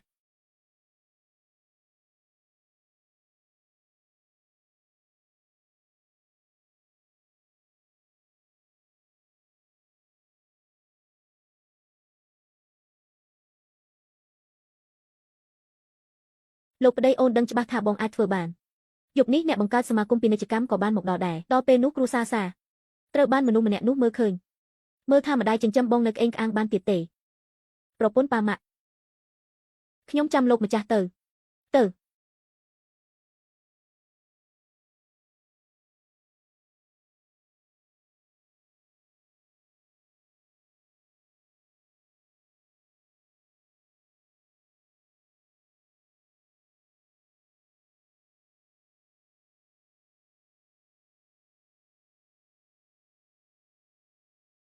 ខ្ញុំឃើញថាមនុស្សមួយចំនួនគួរតែដឹងខ្លួនខ្លះទៅ ទោះស្លៀកពាក់ស្អាតបាតយ៉ាងណាក៏ដោយក៏មិនអាចលាក់បាំងចិត្តនៅក្លិនក្ររបស់ខ្លួនខ្ញុំចាំបានថាពិធីនៃយប់នេះមិនបានអញ្ជើញពួកអ្នកទេមិនអញ្ជើញបែរជាមកដល់មិនចេះខ្មាស់គេទេមែនទេនាងនិយាយអ្វីទៅលោកប្តីម្ដាយចិញ្ចឹមរបស់បងនិយាយជ្រុលហួសហេតុពេកហើយកម្មវិធីនិយមនេះគឺជាកម្មវិធីទទួលអ្នកបង្កើតសមាគមពាណិជ្ជកម្មយាយគ្រាន់តែយាយកញ្ចាស់មកពីជនបទប្រើប្រាស់ពិធីអ្វីមួយដើម្បីតាក់ទងនឹងទូលបយប់នេះអ្នកបង្កើតសមាគមពាណិជ្ជកម្មបានមកដល់ប្រសិនបើនាងនៅតែព្យាយាមខ្លែងអត្តសញ្ញាណជាភ្ញៀវពិសេសរបស់លោកប្រធានលីមើលថានាងមានជីវិតប៉ុន្មានទៅវត្តតុងវិនខ្ញុំដឹងថានាងមិនចូលចិត្តពីអត្តសញ្ញាណរបស់ខ្លួននាងធ្វើអ្វីផ្ដេសផ្ដាសនាងមកបំផ្លាញពិធីមង្គលការខ្ញុំហើយនឹងប្រពន្ធខ្ញុំអាចលើកលែងទោសឲ្យនាងបានប៉ុន្តែយប់នេះខ្ញុំប្រាប់នាងទៅចុះគួរតែចេញទៅល្អជាងកុំធ្វើឲ្យរារាំងកម្មវិធីរបស់អ្នកបង្កើតខ្ញុំគឺជាម្ចាស់កម្មវិធីនៅយប់នេះឲ្យខ្ញុំចេញទៅពួកឯងគ្មានសិទ្ធិនោះទេខ្ញុំឃើញថានាងឈួតដល់កម្រិតហើយសំណាងណាស់ដែលកូនបានដាច់ទំនាក់ទំនងជាមួយនឹងនាងបែបជាក្អេងក្អាងបែបនេះពិតជាចង់ស្លាប់ពួកយើងទៅកុំឲ្យគេរំខានយើងអីម៉ាក់និយាយត្រូវណាស់ឈប់ភ្លាមមនុស្សឈួតនាងចង់បានអ្វីពួកនាងមិនសាកសមចូលរួមកម្មវិធីនៅយប់នេះទេនាងនិយាយផ្ដេសផ្ដាសមែនទេមនុស្សឈួតហ៊ានវាយខ្ញុំម្ដាយខ្ញុំផងប្រពន្ធសម្លាញ់វត្តតុងវិនម្ចាស់កម្មវិធីនៅយប់នេះគឺជាអ្នកបង្កើតសមាគមពាណិជ្ជកម្មនាងគឺជាមនុស្សចង្រៃអ្វីទៅតែជាហ៊ានរារាំងនៅទីនេះខ្ញុំគឺជាអ្វីមែនទេអញមិនចាំបាច់ចង់ដឹងទេឯងគ្រាន់តែដឹងថានៅថ្ងៃនេះពួកឯងកុំសង្ឃឹមថាអាចចូលទៅក្នុងកម្មវិធីបានលោកប្តីប្រពន្ធអូនកុំបារម្ភអីវត្តតុងវ័នគេបោកប្រាស់ពួកយើងទេភ្ញៀវអញ្ជើញនៅកម្មវិធីយប់នេះសុទ្ធតែម្ចាស់របស់សមាគមឋានៈខ្ពង់ខ្ពស់ជាងគេក្នុងពិភពលោកមិនមែនឯកឧត្តមក៏ជាមហាសេដ្ឋីដែរទើបអាចទទួលបានធៀបអញ្ជើញវត្តតុងវិនប្រភេទមនុស្សជនបទពឹងផ្អែកលើទីលឹបទើបអាចឈរនៅចំណុចនេះដូចជានាងតើមានធៀបអញ្ជើញទេត្រូវហើយខ្ញុំឃើញថាមនុស្សដែលមិនអាចចូលក្នុងកម្មវិធីបានគឺជានាងនឹងហើយហេតុអ្វីបានជាខ្ញុំមិនដឹងពួកឯងមានភាពអញ្ជើញទៅមនុស្សចង្រៃប្រសិនបើដឹងថាខ្ញុំមានភាពអញ្ជើញហើយនៅមិនឆាប់ចេញទៅទៀតនៅឈរទីនេះធ្វើអ្វីទៀតប្រយ័ត្នអ្នកបង្កើតសមាគមខឹងបោះនាងឲ្យឆ្កែស៊ីទៅធៀបអញ្ជើញមិនមែនរបស់អ្នកណាក៏មានដែរទេបើតាមខ្ញុំដឹងបើទោះនាងមានទៅលឹបនៅពីក្រោយខ្នងក៏មិនអាចធ្វើអ្វីបានដែរថ្ងៃនេះគ្រូសាសាត្រូវតែជួបអ្នកបង្កើតសមាគមឲ្យបានអ្នកបង្កើតសមាគមគឺជាអ្នកគ្រប់គ្រងទាំងអស់នៅក្នុងសមាគមពាណិជ្ជកម្មឲ្យតែយប់នេះពួកយើងត្រូវបានគេគាំទ្របើទោះជាទីលឹបជួបនឹងគ្រូសារបស់ខ្ញុំក៏ត្រូវអន់ក្បាលហើយនិយាយថាបាទប្រពន្ធអូននិយាយជាមួយនឹងមនុស្សជនបទនេះធ្វើអ្វីទៅពួកយើងឆាប់ចូលទៅខាងក្នុងទៅអ្នកបង្កើតទើបជារឿងសំខាន់ហេតុអ្វីបានជាខ្ញុំមិនដឹងមានមនុស្សដែលចាត់ទុកពាក្យសម្ដីរបស់ខ្ញុំដូចជាបែបនេះហ៊ានឲ្យធៀបអញ្ជើញទៅពួកឯងទៀតនាងគឺជាមនុស្សចង្រៃអ្វីទៅថ្ងៃនេះខ្ញុំមានធៀបអញ្ជើញនៅក្នុងដៃហើយពួកយើងមានសិទ្ធិចូលរួមក្នុងកម្មវិធីចំណែកនាងគ្រាន់តែជាសម្រាមអាចឈរនៅចំពោះមុខសន្តាគារនោះទេបែបនេះមែនទេវត្តតុងវិននាងធ្វើអ្វីនឹង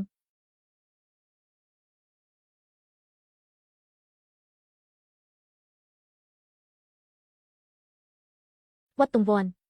នាងកំពុងធ្វើអ្វីនឹងនាងកញ្ចាស់ថោកទាប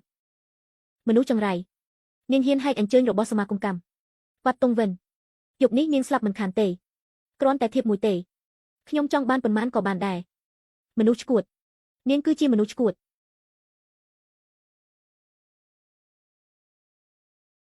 ពួកឯងធ្វើអ្វីនឹងដោះលែងខ្ញុំភ្លាមធ្វើអ្វីនឹងពួកឯងធ្វើអ្វីនឹងចាប់បោះពួកគេចេញទៅក្រៅឲ្យខ្ញុំគ្មានបញ្ជារបស់ខ្ញុំមិនថាអ្នកណានៅក្នុងគ្រួសារសាងគឺមិនអាចចូលក្នុងកម្មវិធីបានទេបាទវត្តតុងវិននាងដូចជាហួសហេតុខ្លាំងពេកហើយពួកយើងទទួលបានធៀបអញ្ជើញរបស់សមាគមពាណិជ្ជកម្មកាន់ធៀបអញ្ជើញមួយដឹងថាយកមកពីណាទេក្បែរជាហ៊ានក្អេងក្អាងនៅចំពោះមុខខ្ញុំវត្តឌីងមិនសាកសមចុះខ្ញុំយ៉ាងម៉េចវិញអ្នកប្រុសគឺជានាងគឺជាមនុស្សជនបទនេះមែនទេផ្អែកទៅលើទីលឹបបែរជាធ្វើគ្រប់វិធី ធ្វើបាបកូនប្រុសរបស់ខ្លួនឯងគឺជាអ្នកណាខ្ញុំគឺជាអ្នកប្រុសគ្រួសារជើងនៅណាមថៃគ្រួសារជើងនាងស្គាល់ទេគឺជាទីឡប់នៅចំពោះមុខឪពុកខ្ញុំក៏ត្រូវតែគោរពគាត់គ្រួសារជើងច្បាស់ជាមនុស្សជនបទដូចជានាងមិនស្គាល់គ្រួសារជើងទេអាចស្គាល់ជាមួយនឹងទិលឹបនោះក៏ជាវាសនាមួយជីវិតរបស់នាងនេះហើយ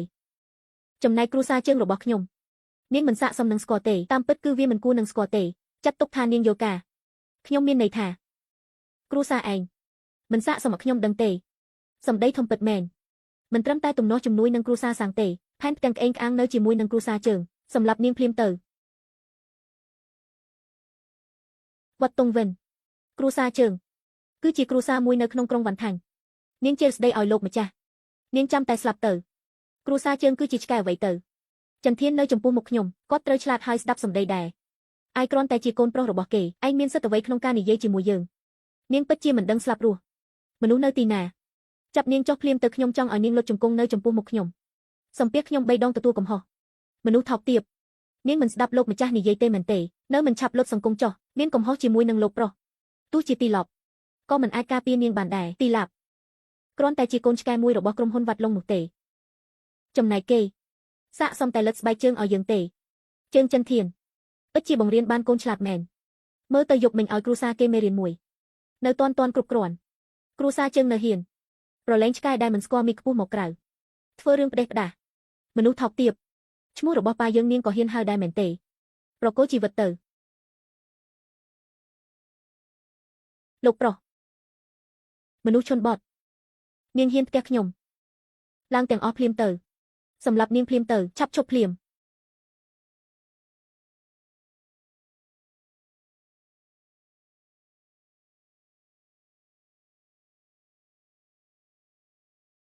ក្រុមហ៊ុនវ៉ាត់ឡុងសូមគោរពអ្នកនាងប្រធានមានទេ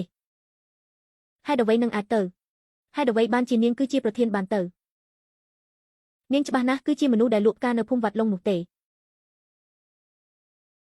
អ្នកនាងប្រធានបានលាក់កំបាំងខ្លួននៅស្រុកវ៉ាន់ឡុង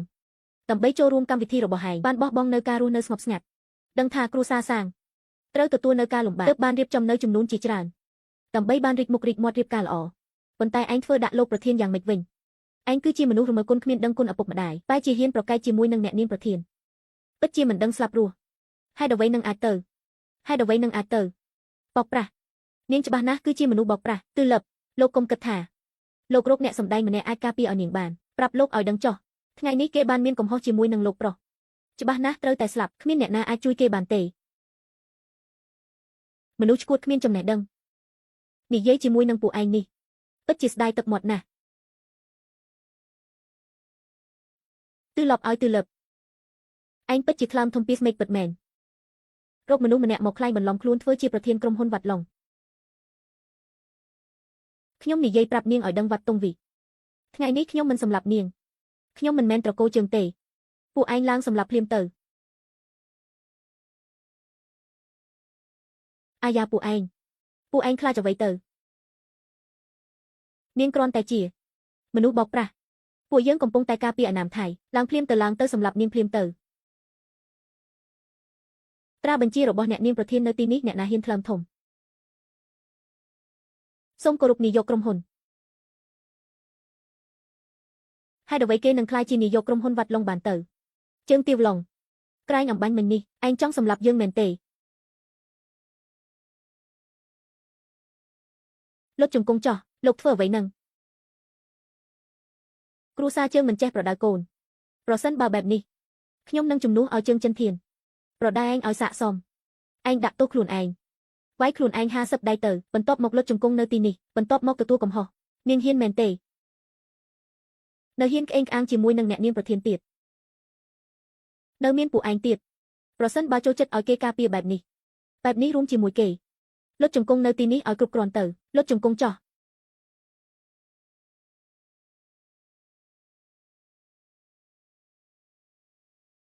ចាត់ការទៅខ្ញុំខុសហើយខ្ញុំដឹងខុសហើយចាំឲ្យច្បាស់វាយមិនទាន់គ្រប់មិនត្រូវក្រោកទេបាទនៅមានវត្តឌីងទៀតបាទខ្ញុំខុសហើយ ខ្ញុំខុសហើយខ្ញុំមិនគួរមានកំហុសជាមួយនឹងអ្នកនាងប្រធានទេខ្ញុំមិនសាកសមមិនសាកសមមានកំហុសមិនសាកសមមានកំហុសមិនសាកសមមានកំហុសខ្ញុំខុសហើយខ្ញុំខុសហើយកូនប្រុសហេតុអ្វីបានជាកូនលុតជង្គង់នៅទីនេះអ្នកម៉ាក់អ្នកស្រីនេះអ្នកណាវាយកូនខ្លាចជាបែបនេះទៅអ្នកណាហ៊ានវីកូនម៉ាក់ឃើញថាគេមិនចង់រស់ទៀតទេមនុស្សថោកទាបពួកឯងនេះកូនប្រុសខ្ញុំត្រូវគេវាយពួកឯងរកស៊ីបែបម៉េចនឹងអ្នកម៉ាក់គឺទីលឹបរបស់ក្រុមហ៊ុនវ៉ាត់ឡុងនៅមានវត្តតុងវិនវត្តតុងវិនល្អខ្លាំងណាស់ក្រុមហ៊ុនវ៉ាត់ឡុងហ៊ានធ្វើបាបជន់ក្បាលរបស់គ្រួសារជើងរបស់យើងខ្ញុំនិយាយប្រាប់នាងឲ្យដឹងរឿងនៅថ្ងៃនេះនឹងមិនរួចខ្លួនទេ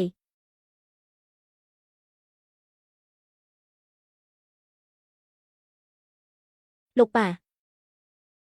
មនុស្សម្នាក់នេះគឺជាអ្នកណានឹងអ្នកគ្រប់គ្រងរបស់សមាគមពាណិជ្ជកម្មតុងវ៉ាន់កូនហៅថាលោកពូតុងសួស្ដីលោកពូតុង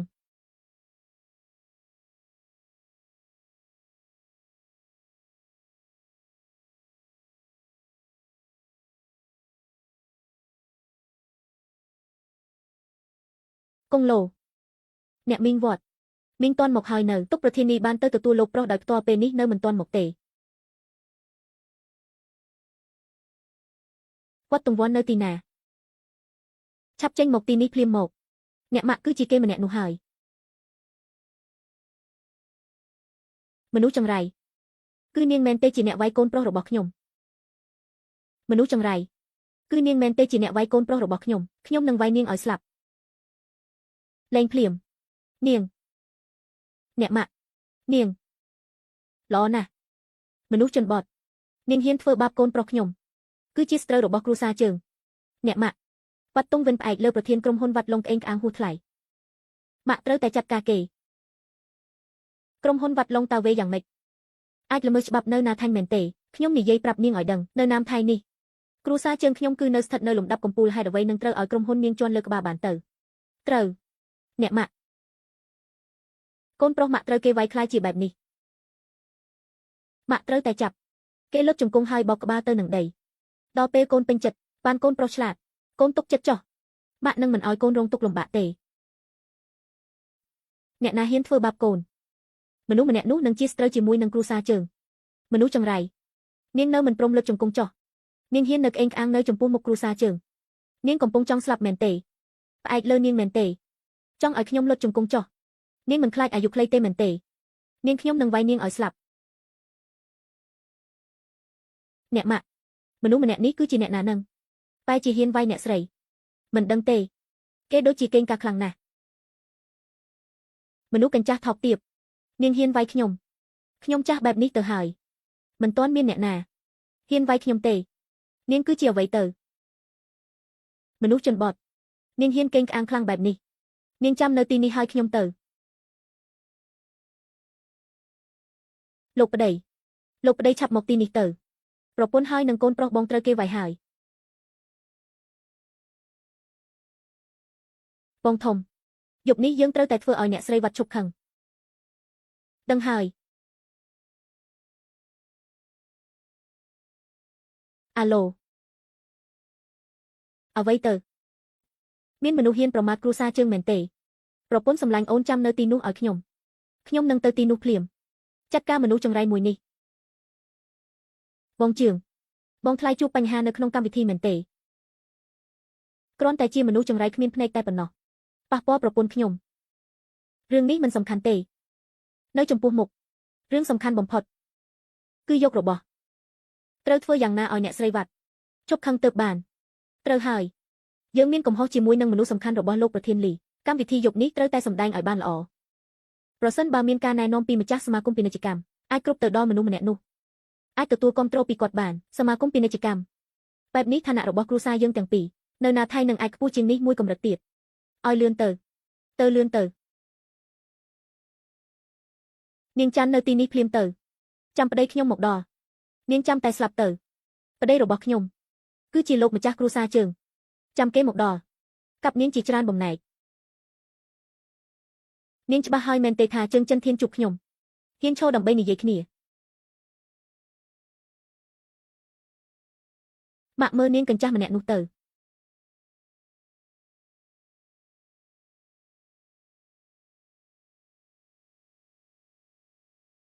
មនុស្សម្នាក់នៅគឺជាអ្នកណាហើយអ្វីបានជាហ៊ានអង្គុយនៅទីនោះនេះគឺជាគ្រែអង្គុយរបស់លោកប្រធានារៀបចំឲ្យអ្នកបង្កើតសមាគមពាណិជ្ជកម្មនាងអង្គុយនៅទីនោះគឺជារឿងប្រមាថមែនទេថ្លើមធំហ៊ានអង្គុយនៅទីតាំងរបស់អ្នកបង្កើតសមាគមពាណិជ្ជកម្មកុំមើលមកខ្ញុំមនុស្សដែលអង្គុយនៅទីនោះបានផ្ដាច់ទំនាក់ទំនងម្ដាយកូនជាមួយនឹងខ្ញុំហើយមនុស្សម្នាក់នេះថ្លើមធំពីមេឃលោកបងជាមួយនឹងអ្នកបង្កើតសមាគមពាណិជ្ជកម្មនៅក្នុងកម្មវិធីថ្ងៃនេះខ្ញុំមិនចង់ស្លាប់ជាមួយនឹងនាងម្នាក់នេះទេមិនខុសទេប្តីខ្ញុំគឺជាមនុស្សល្អត្រឹមត្រូវដឹងថាមនុស្សឈួតជនបទនេះមានសិទ្ធិមិនល្អទើបបានផ្ដាច់ទំនាក់ទំនងជាមួយនឹងនាងអ្នកគ្រប់គ្រងទាំងអស់គ្នាអ្នកទាំងអស់គ្នាចាត់ការនាងទៅបានហើយកុំបន្ទោសគ្រួសារសាងរបស់ខ្ញុំត្រូវហើយវត្តតុងវិនដើម្បីជៀសវាងការធ្វើបាបពីគ្រួសារខ្ញុំនាងហ៊ានទៅអង្គុយនៅទីតាំងរបស់អ្នកបង្កើតសមាគមពាណិជ្ជកម្មខ្ញុំគិតថានាងខ្លាចនាងស្លាប់យឺតពេកទើបកាត់ផ្ដាច់ផ្លូវជីវិតអ្នកគឺជាអ្នកណាហេតុអ្វីបានជាឡើងទៅអង្គុយនៅកន្លែងអ្នកបង្កើតខ្ញុំគិតថានាងគឺជាមនុស្សដែលគ្មានបានការពាក្យសម្ដីនិងការធ្វើគឺមិនមានជាអ្វីទេបែរចំហានមានទោសជាមួយនឹងអ្នកបង្កើតសមាគមពាណិជ្ជកម្មពិតជាចង់ស្លាប់ពិតមែនអ្នកគ្រប់គ្រងអ្នកគ្រប់គ្រងតុងមនុស្សស្រីម្នាក់នេះអាចចាត់ទុកខ្លួនគឺជាប្រធានក្រុមហ៊ុនវត្តឡុងបែរជាធ្វើរឿងផ្ដេសផ្ដាសនៅណាមថៃគេបានវាយពួកខ្ញុំថែមទាំងក្អេងក្អាងចំពោះនឹងអ្នកសមាគមពាណិជ្ជកម្មទាំងអស់គ្នាខ្ញុំឃើញថា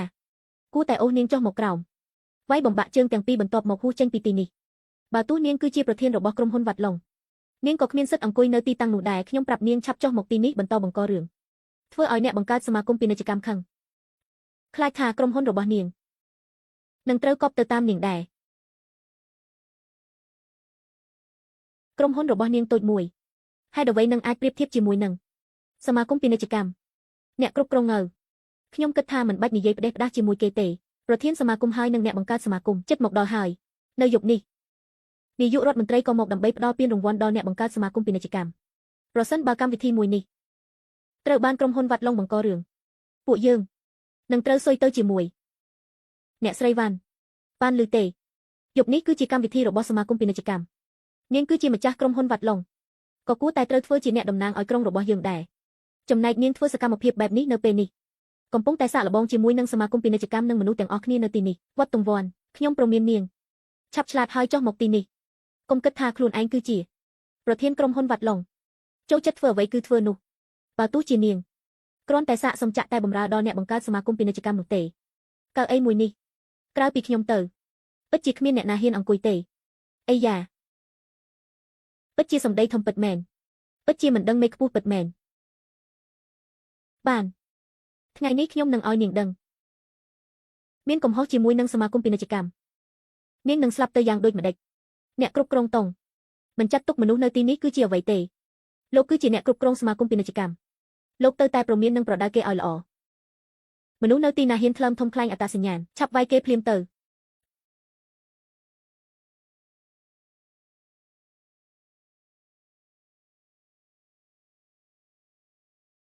អំណោយនៅទីណារៀបចំរួចរាល់ហើយឆាប់ទៅជាមួយខ្ញុំទៅទទួលកំហុសជាមួយនឹងអ្នកស្រីវត្តតុងវិនតាមខ្ញុំឃើញនាងគួរតែវាមកទីនេះគួរល្អលុតជង្គង់ចុះសុំអង្វរពួកគេ3ដងបន្ទាប់មកនិយាយឲ្យឮខ្ញុំខុសហើយអាចថាអ្នកគ្រប់គ្រងទាំងពីរនេះអាចលើកលែងទោសជីវិតនាងម្ដងមនុស្សចង្រៃនាងស្លាប់មិនខានទេអ្នកម៉ាក់ត្រូវតែអូស្ករនាងចុះមកក្រោមគេវាយពួកយើងទាំងពីរនាក់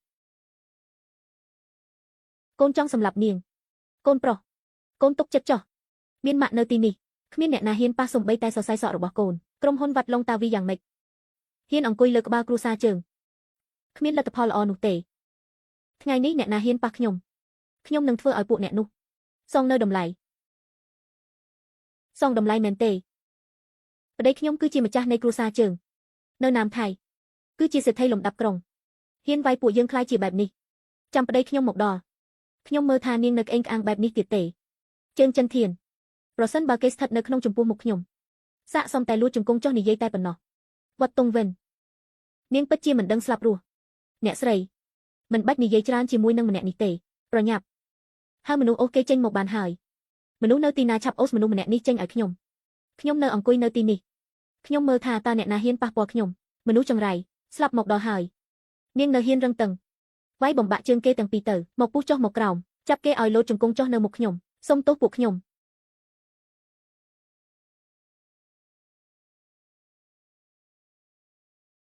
មិនចង់ស្លាប់ទេចេញភ្លាមទៅ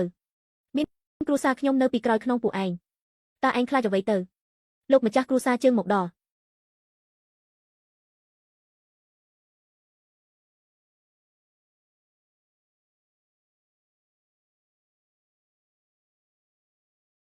បងធំអ្នកអង្គុយនៅខាងលើនោះគឺជាវត្តតុងវិនលោកប្តីគឺមនុស្សចង្រៃម្នាក់នេះនាងបានធ្វើបាបខ្ញុំហើយនឹងកូនប្រុសលោកជំនួសឲ្យខ្ញុំបង្រៀននាងឲ្យខ្ញុំទៅហេតុអ្វីទៅគាត់មែនទេត្រូវគឺនាងម្នាក់នេះហើយនាងមិនត្រឹមតែវាយខ្ញុំហើយនឹងកូនប្រុសទេអរិយាបថគេពិតជាក្អេងក្អាងខ្លាំងណាស់មិនចាត់ទុកគ្រួសារយើងជាអ្វីទេបើតាមខ្ញុំឃើញបងគួរតែវាយបំបាក់ជើងគេទាំងពីរ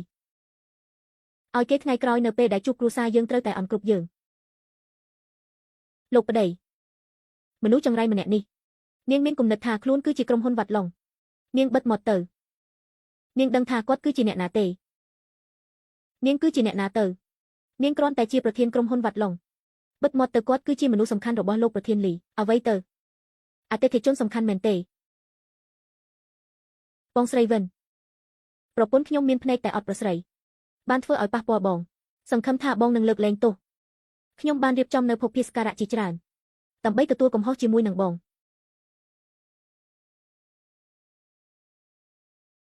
លោកម្ចាស់គ្រួសារជើងបានជូនអ្នកស្រីវិនត្បូងគូជំនាញជើបាច់ងុកលោកម្ចាស់បានប្រគល់ជូននៅវីឡាដ៏ស្កឹមស្កៃមួយនៅណាមថៃលោកម្ចាស់គ្រួសារលីបានប្រគល់ជូនត្បូងស្ដេចមីងលោកម្ចាស់គ្រួសារលីបានប្រគល់នៅភាគហ៊ុនរបស់គ្រួសារលីដែលមានទ្រព្យសម្បត្តិរាប់ពាន់លានជើងចិនធានអំបញ្ញមិញនេះប្រពន្ធរបស់ហែងនៅចំពោះមនុស្សគ្រប់គ្នានិយាយថាខ្ញុំម្នាក់នេះត្រូវតែលុតជង្គង់ចុះ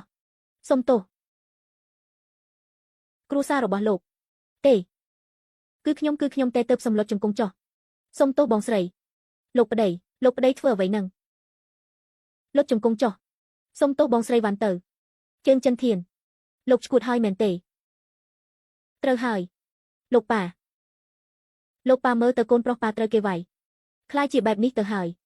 ប៉ានៅលុតជង្គង់ចុះចំពោះនាងទៀតមុខមាត់គ្រួសារយើងបាត់បង់អស់ហើយមនុស្សរមើគុណប្រសិនបើឯងនិយាយផ្ដេសផ្ដាស់ជាមួយនឹងបងស្រីវិនគាត់ក៏មិនធ្វើបែបនេះដែររៀនឯងពេលនេះខ្ញុំនឹងប្រាប់ឲ្យវាសុំទោសបងសុំបងអត់ទោសមេត្តាលើកលែងជីវិតឲ្យវាដំបូងគិតថាគ្រួសារជើងរបស់ឯងនឹងរួចផុតពីសេចក្តីទុក្ខជើងចិនធានឯងពិតជាចិញ្ចឹមបានកូនប្រុសល្អពិតមែនកូនប្រុសឯងសហការជាមួយនឹងកូនចិញ្ចឹមរបស់ខ្ញុំប៉ាត់ឌីងបានមើលងាយខ្ញុំប្រមាថខ្ញុំតើមានកំហុសអ្វីទៅបងស្រីវ៉ាន់ឈប់ខឹងទៅលោកប្តីហេតុអ្វីបានជាបងត្រូវខ្លាចនាងម្នាក់នេះបើទោះជានាងជាប្រធានក្រុមហ៊ុនវត្តឡុងប៉ុន្តែគ្រួសារយើងក៏ជាមហាសេដ្ឋីនៅណាមថងដែរនាងហ៊ានធ្វើព្យុះធ្វើភ្លៀងនៅលើក្បាលគ្រួសារជើងយើងត្រូវមើលថាគ្រួសារយើងយល់ព្រមដែរទេត្រូវហើយលោកប៉ាហេតុអ្វីបានជាប៉ាត្រូវខ្លាចមនុស្សចង្រៃម្នាក់នេះពួកឯងជើងចិនធានទឹកចិត្តសុំទោសរបស់លោកមិនស្មោះត្រង់ទេសូម្បីតែប្រពន្ធកូនក៏មិនអាចបញ្ជាបានដែរខ្ញុំឃើញថាអំណោយនៅថ្ងៃនេះមិនចាំបាច់ប្រគល់ជូនទៀតទេបងស្រីវ៉ាន់ឈប់ខឹងទៅខ្ញុំនឹងឲ្យអាមនុស្សរមើគុណនេះលុតជង្គង់ចោះទាំងកំហុសជាមួយនឹងបងលុតជង្គង់គាត់ទង្វើខ្ញុំមិនត្រូវការទេបងស្រីវិនចុះបងចង់ធ្វើបែបណាជើងទាវឡងអកចរិតមិនត្រឹមត្រូវប្រសិនបើឯងមិនចេះប្រដៅកូនបែបនេះយើងនឹងប្រដៅគេជំនួសឯងវាយបំបាក់ជើងគេ50ដងទៅបណ្ដេញចេញពីណាមថាំងកូនបានចិត្តព្រោះតែម្ដាយខ្លួនមានអំណាចបន្តិចបន្តួចធ្វើខ្លួនខ្លាំងមិនខ្វល់ពីអ្នកនៅជុំវិញខ្លួនអាងខ្លាំងធ្វើបាបខ្សោយចាប់ពីពេលនេះទៅនាងមិនអាចលេចមុខនៅក្នុងកម្មវិធីនៅក្នុងនាមថៃដែលធ្វើឡើងទេគ្រួសារជើងចាប់ពីពេលនេះទៅត្រូវបានលុបឈ្មោះចេញពីអ្នករកស៊ីនៅណាថៃអ្វីទៅលោកប៉ាម៉ាក់ជួយកូនផងកូនប្រុសកុំខ្លាចអីមានម៉ាក់នៅទីនេះគ្មានអ្នកណាអាចធ្វើអ្វីកូនបានទេជើងចិនធានគេចង់វាយកូនបងឲ្យស្លាប់បងនៅធ្វើមិនដឹងបែបនេះខ្ញុំនិយាយប្រាប់បងឲ្យដឹងថ្ងៃនេះ អ្នកណាហ៊ានប៉ះពាល់កូនខ្ញុំសំបីតែចង់សរសៃសក់ខ្ញុំនឹងចាត់ការលោកមិនខានទេចំណែកនាងចង្រៃនេះកុំសង្ឃឹមថាប៉ះពាល់កូនប្រុសខ្ញុំបានជើងចិនធានខ្ញុំឲ្យពេលលោក3នាទីប្រសិនបើលោកមិនចាប់ការទេកុំបន្ទោសខ្ញុំថាមិនឲ្យគ្រួសារលោកនៅឱកាសមួយរឿងនេះជើងចិនធានហេតុអ្វីបានជាលោកខ្លាចនាងម្នាក់នេះបែរជាចង់លុបឈ្មោះគ្រួសារយើងចេញពីណាំថៃពាក្យសម្ដីដែលគេនិយាយពិតជាថ្លើមធំពេកហើយក្រុមហ៊ុនវ៉ាត់ឡុងគ្មានសិទ្ធិក្នុងការធ្វើស្ដេចនៅណាំថៃបានទេអ្នកគ្រប់គ្រងងអ្នកគ្រប់គ្រងតុងមនុស្សម្នាក់នេះធ្វើអ្វីផ្ដេសផ្ដាសនៅក្នុងកម្មវិធីសមាគមពាណិជ្ជកម្មមានកំហុសជាមួយនឹងលោកទាំងពីរពេលនេះគ្រួសារជើងរបស់ខ្ញុំនឹងចាត់ការមនុស្សម្នាក់នេះក៏ដូចជាចាត់ការមនុស្សអាក្រក់ជូនសមាគមពាណិជ្ជកម្មគេគឺជាមនុស្សសំខាន់របស់លោកប្រធានលីលោកប្រធានលីតើវាយ៉ាងម៉េចម្ចាស់កម្មវិធីនៅក្នុងពិធីយប់នេះគឺជាអ្នកបង្កើតសមាគមពាណិជ្ជកម្មលីមីងតនបើទោះយ៉ាងណាគេគ្រាន់តែជាមនុស្សដែលជំនួសនោះទេម្ចាស់ពិតប្រាកដរបស់សមាគមពាណិជ្ជកម្មគឺជាអ្នកបង្កើតចាំគ្រួសារយើងជួបនឹងអ្នកបង្កើតបើទោះជាលោកប្រធានលីក៏ត្រូវតែអោនក្បាលមើលត្រូវហើយបងច័ន្ទធានហេតុអ្វីនឹងខ្លាចមនុស្សចង្រៃម្នាក់នេះទៅបើទោះជាគេជាមនុស្សសំខាន់របស់លោកប្រធានលីតើវាយ៉ាងម៉េចទៅនៅចំពោះមុខម្ចាស់សមាគមពាណិជ្ជកម្មពិតប្រាកដលោកប្រធានលីមីងតនក៏គ្មានសិទ្ធិនិយាយដែរយប់នេះពួកយើងជំនួសឲ្យម្ចាស់ពាណិជ្ជកម្មចាត់ការមនុស្សចង្រៃដែលគួរឲ្យស្អប់ម្នាក់នេះថ្ងៃក្រោយនៅចំពោះមុខម្ចាស់សមាគមពាណិជ្ជកម្មពួកយើងក៏ចាត់ទុកថាជាមនុស្សសំខាន់ដែរប្រសិនបើមនុស្សម្នាក់នោះឃើញពីភាពត្រង់របស់ពួកយើងបែបនោះគឺអាចផ្ដល់អំណោយដល់ពួកយើងថ្ងៃក្រោយលីមីងតនអាចត្រឹមតែចាក់ទឹកតែឲ្យពួកយើងនោះទេលោកនៅគិតច្រើនអ្វីទៀតទៅអ្នកគ្រប់គ្រងតុងបាននិយាយបែបនេះហើយតើលោកចង់ឲ្យកូនប្រុសយើងត្រូវគេវាយសម្លាប់ចោលមែនទេបងស្រីវ៉ាន់ខ្ញុំគ្មានគំនិតបែបនេះទេប៉ុន្តែការពិតបងបង្ខំខ្ញុំមិនព្រមលើកលែងឲ្យខ្ញុំជើងចិនធៀងឯងពិតជាមិនខ្លាចស្លាប់ពិតមែនវត្តទង្វាន់ខ្ញុំបានសុំបងស្រីលើកលែងទោសហើយប៉ុន្តែបងនៅមិនព្រមលើកលែងប្រសិនបើបែបនេះទៅហើយគ្រួសាររបស់ខ្ញុំក៏មិនអាចខ្លាចបងទៀតដែរមិនថាបងគឺជាប្រធានក្រុមហ៊ុនវ៉ាត់ឡុងឬក៏ជាអតិថិជនសំខាន់របស់លីមីងតនថ្ងៃនេះម្ចាស់កម្មវិធីនេះគឺជាអ្នកបង្កើតសមាគមពាណិជ្ជកម្មក៏ជាប្រធានពេញសិទ្ធិដែរនៅទីនេះលីមីងតនក៏មិនហ៊ានផ្ដេសផ្ដាសដែរលោកប្រធានជើងមនុស្សចង្រៃវត្តតុងវិញធ្វើផ្ដេសផ្ដាសស្អេងក្អាងហួសថ្លែងចាត់ទុកអ្នកណាជាអ្វីនោះទេគេបានឲ្យមនុស្សវាយលោកប្រុសខ្លាចជាបែបនេះខ្ញុំមិនអាចខាត់ខាំងបានទេពេលនេះឃើញថាលោកធ្វើជាម្ចាស់ឲ្យលោកប្រុសហើយខ្ញុំទុកចិត្តបានហើយ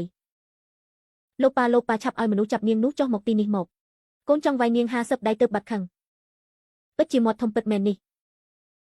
មិនបើកភ្នែកមើលឲ្យច្បាស់មើលឲ្យឃើញថា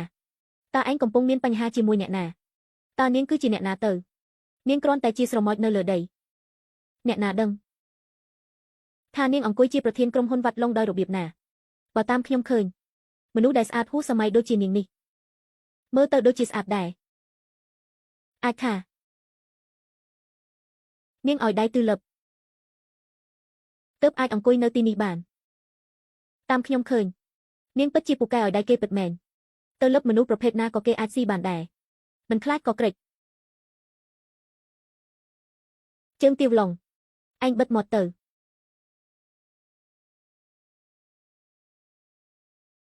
អ្នកណាឲ្យឯងថ្លើមធំហ៊ានធ្វើផ្ដេសផ្ដាសជាមួយអ្នកនាងប្រធាន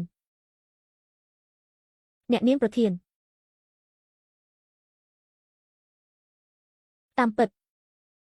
វត្តតុងវិនគឺជាសហាយរបស់លោកនៅមិនឲ្យខ្ញុំនិយាយមែនទេខ្ញុំនៅតែនិយាយមនុស្សនៅទីណាចាប់មនុស្សចង្រៃម្នាក់នេះភ្លាមខ្ញុំចង់ដោះខោអាវគេចេញដោយខ្លួនឯងខ្ញុំចង់មើលថាមនុស្សស្រីជនបទតើមានអ្វីគួរឲ្យចាប់អារម្មណ៍អាចធ្វើឲ្យគឺលើកឈួតបែបនេះប៉ុន្មានលើកតែងតែជួយនាងចាំមើលថាតើអ្នកណាហ៊ានគឺលើកលោកពិតជាចង់ជួយវត្តទង្វាន់មែនទេបែបនេះទៅហើយខ្ញុំមិនត្រូវយល់មុខលោកទៀតទេថ្ងៃនេះអ្នកណាហ៊ានរារាំងខ្ញុំចាត់ការមនុស្សម្នាក់នេះមនុស្សម្នាក់នោះគឺជាគូត្រូវរបស់គ្រួសារជើងខ្ញុំជើងចិនធានខ្ញុំគិតថាឯងពិតជាចង់ស្លាប់ពិតមែនហើយឯងក៏មិនដែលគិតថាគ្រួសារសាងលើកមុនបានមានកំហុសជាមួយខ្ញុំពេលនេះតើមានលទ្ធផលបែបណាគ្រួសារសាងធ្លាក់ដល់ចំណុចនេះព្រោះតែលោកប្រធានលីត្រូវបាននាងបង្វក់ យប់នេះនាងបានបង្ករឿងនៅក្នុងអ្នកបង្កើតសមាគមពាណិជ្ជកម្មបើទោះជាលោកប្រធានលីមកដល់ក៏ដោយក៏ត្រូវស្លាប់ដែរមនុស្សចង្រៃលទ្ធផលរបស់នាងនឹងពិបាកមើលជាងនេះពិបាកមើលជាងគ្រួសារខ្ញុំរាប់រយដងមើលទៅគ្រួសារឯងនៅមិនទាន់លំបាកគ្រប់គ្រាន់ទេឯងនៅហ៊ានធ្វើផ្ដេសផ្ដាសនៅចំពោះមុខខ្ញុំទៀតវត្តតុងវិនលោកប៉ាកុំខឹងអីយប់នេះនាងម្នាក់នេះបង្ករឿងនៅកម្មវិធីរបស់ម្ចាស់បង្កើតនាងមិនអាចរស់បានយូរទេចំណែកគ្រួសារសាងអាចជួបមុខអ្នកបង្កើតសមាគមដោយអ្នកទាំងអស់គ្នាបានណែនាំក្រោយយប់នេះទៅវត្តតុងវ៉ាន់ច្បាស់ជាត្រូវដេញចេញពីណាមថាំងចំណែកគ្រួសារសាងខ្ញុំវិញនឹងយកភាពល្អឥតខ្ចោះមកវិញត្រូវហើយវត្តតុងវិននាងបានរករឿងជាមួយនឹងមនុស្សទាំងអស់គ្នានៅណាមថៃសូម្បីតែកម្មវិធីរបស់អ្នកបង្កើតសមាគមនាងក៏ហ៊ានបង្ករឿងយប់នេះគឺជាពេលដែលនាងត្រូវស្លាប់បានខ្ញុំចង់មើលថាតើពួកឯងគិតចាត់ការខ្ញុំបែបណាប៉ុន្តែខ្ញុំព្រមានឯងមួយចុះមុននឹងចាត់ការខ្ញុំត្រូវតែគិតច្បាស់ចំពោះទ្រព្យសម្បត្តិផ្ទះលោកតើអាចទ្រាំទ្រនឹងការចាត់ការរបស់ខ្ញុំទេ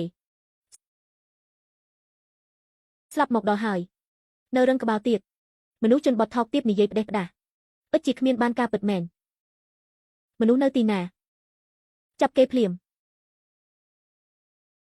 លោកប្រធានលីបានទេមកលោកប្រធានលីខ្ញុំបានទទួលលោកអ្នកមហាសិទ្ធិត្រីមកហើយលោករៀបចំកន្លែងជប់លៀងឲ្យបានស្រួលខ្ញុំនឹងឆាប់ទៅទីនោះភ្លាមជាមួយនឹងពួកលោកមហាសិទ្ធិដើម្បីមកទទួលអ្នកបង្កើតសមាគមពាណិជ្ជកម្មពួកយើងត្រូវរៀបចំដើម្បីទទួលលោកមហាសិទ្ធិទាំងអស់និងអ្នកបង្កើតសមាគមពាណិជ្ជកម្មអ្នកនាងមហាសិទ្ធិបានរស់នៅកំបាំងខ្លួនជាច្រើនឆ្នាំមកហើយពេលនេះបែរជាលេខមុខនៅក្រុងនេះមើលទៅក្រុងយើងចិត្តនឹងឡើងខ្ពស់ហើយពួកមនុស្សឈួតមានភ្នែកតែអត់ប្រស្រីវត្តតុងវិននាងបានស្ដាប់លីហើយលោកប្រធានលីនិងអ្នកឯកឧត្តមចិត្តមកដល់កម្មវិធីហើយខ្ញុំបាននិយាយរួចមិននិយាយច្រើនទៀតទេនាងកុំបន្ទោសខ្ញុំប្រើវិធីអាក្រក់មនុស្សនៅទីណា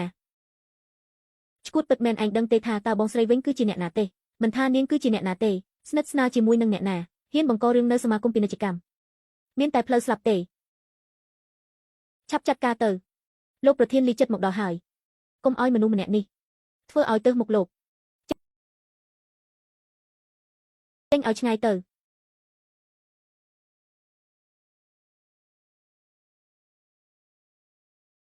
ឯងគ្មានសិទ្ធិប៉ះពាល់ខ្ញុំទេមនុស្សចង្រៃម្នាក់នេះចង់ស្លាប់មែនទេខ្ញុំឃើញថាមនុស្សដែលចង់ស្លាប់គឺឯង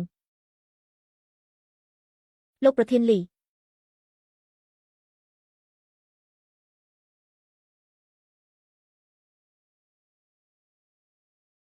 បងស្រីវ៉ាន់ខ្ញុំមកយឺតហើយធ្វើឲ្យពួកមនុស្សខ្វាក់ភ្នែកទាំងអស់នេះប៉ះពាល់ដល់បងសង្ឃឹមថាបងនឹងលើកលែងទោសលោកប្រធានតើលោកមានន័យបែបណានឹងមានន័យបែបណាមែនទេតើឯងដឹងទេឯងមានកំហុសជាមួយអ្នកណានាងមែនទេលោកប្រធាននាងគ្រាន់តែជាប្រធានក្រុមហ៊ុនវ៉ាត់ឡុងនៅចំពោះនឹងប្រធានសមាគមពាណិជ្ជកម្មសាកសំត្រឹមតែចាក់ទឹកតែឲ្យតែប៉ុណ្ណោះហេតុអ្វីត្រូវគួរសមជាមួយនឹងនាងខ្លាំងម្ល៉េះពិតជាបាក់មុខសមាគមពាណិជ្ជកម្មពួកយើងមែនសមាគមពាណិជ្ជកម្មមានមនុស្សដែលឈួតដូចជាលោកនេះទើបបានជាបាក់មុខលីមីងតនតើលោកមានន័យបែបណាមនុស្សឈួតបើកភ្នែកឆ្កែឯងមើលឲ្យច្បាស់ទៅមនុស្សដែលឈរនៅចំពោះមុខឯងនេះគឺជាអ្នកដែលបង្កើតសមាគមពាណិជ្ជកម្មអ្វីទៅអ្នកបង្កើតសមាគមពាណិជ្ជកម្មមែនទេបែបនេះអ្វីទៅវត្តតុងវ៉ាន់គឺជាអ្នកបង្កើតសមាគមពាណិជ្ជកម្មមិនអាចទៅរួចទេអ្វីគ្រប់យ៉ាងគឺជាคล้ายវត្តតុងវិនគ្រាន់តែជាអ្នកលក់ផ្លែឈើនៅភូមិទេ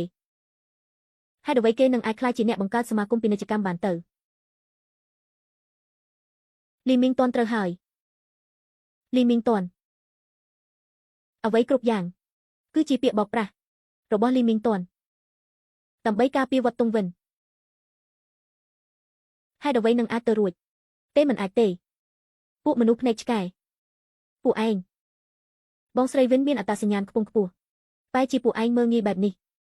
បងស្រីវិនមនុស្សទាំងអស់នៅទីនេះមើលងាយបងមិនដឹងថាបងដោះស្រាយបែបណា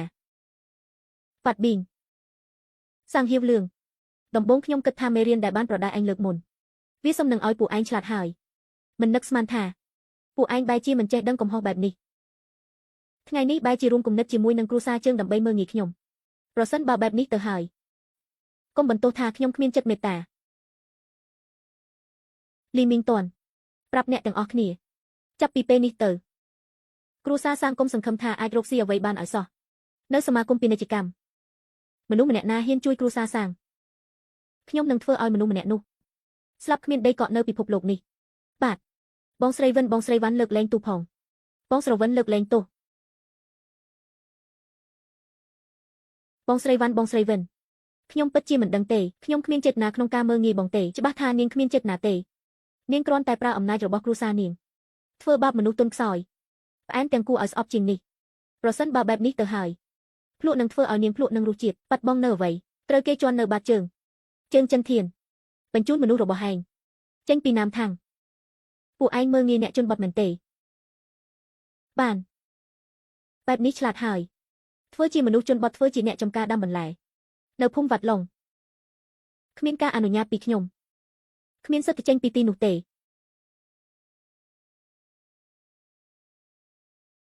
នៅមានពួកឯងទៀតពួកឯងគឺជាអ្នកមាននៅនាមថាំងសមាជិករបស់សមាគមពាណិជ្ជកម្មជួយដល់អ្នកទុនខ្សោយគឺជាតួនាទីរបស់ពួកឯងប៉ុន្តែពួកឯងមនុស្សម្នាក់សុទ្ធតែខ្លាំងធ្វើបាបខ្សោយគ្មានភាពទទួលខុសត្រូវនោះគឺជាភាពបាក់មុខរបស់សមាគមលីមីងតនមនុស្សដែលមានមុខនៅថ្ងៃនេះទាំងអស់ត្រូវបណ្ដេញចេញពីសមាគមពាណិជ្ជកម្មមិនត្រូវអនុញ្ញាតឲ្យចូលសមាគមទៀតទេបងស្រីវ៉ាន់ឈប់ខឹងទៅបងស្រីវ៉ាន់ឈប់ខឹងទៅធ្វើខុសហើយនៅធ្វើច្រឹតអ្វីទៀតពេលនេះគ្រាន់តែត្រូវបណ្ដេញចេញពីសមាគមទេប្រសិនបើនៅតែញ៉ៃញ៉ៃសមាគមពាណិជ្ជកម្មនឹងមិនអោយឱកាសពួកឯងនៅផ្លូវរស់ទេ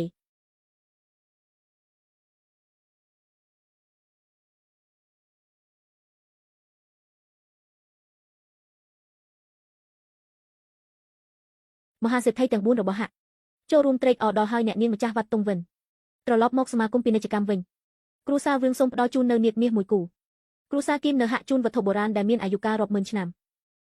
គ្រួសារតាក់របស់ហាក់សូមជូនត្បូងពេជ្រគ្រួសារហាក់របស់ហាក់សូមជូនគំនូររបស់ឡុងធានយ៉ាងម៉េចទៅហេតុអ្វីនឹងអាចទៅលោកប្តីម្ដាយចិញ្ចឹមបងបែរជាអ្នកបង្កើតសមាគមពាណិជ្ជកម្មបងឆាប់សុំទោសគាត់ភ្លាមទៅគាត់លើកលែងទោសឲ្យតែយើងអាចសុំទោសគាត់បានថ្ងៃក្រោយនឹងមិនបើកចាំបាច់បារម្ភអ្វីទៀតទេបងស្រីវិន20ឆ្នាំមុនបង្កើតក្រុមហ៊ុនវត្តឡុងនៅណាមថៃបន្ទាប់មកបានបង្កើតសមាគមពាណិជ្ជកម្មនៅគីងដូបងស្រីវិនបានបង្ហាត់បង្រៀនអ្នកចំនួនទាំងអស់នៅហោហាក់ខ្លាចជាអ្នកមាននឹងធ្វើចំនួនខ្លាំងរហូតដល់ចេញទៅប្រទេសក្រៅ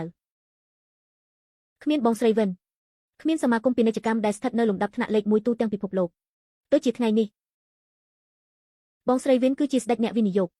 លំដាប់ថ្នាក់លេខ1របស់ពិភពលោកយើងបងស្រីវិនបងស្រីវ៉ាន់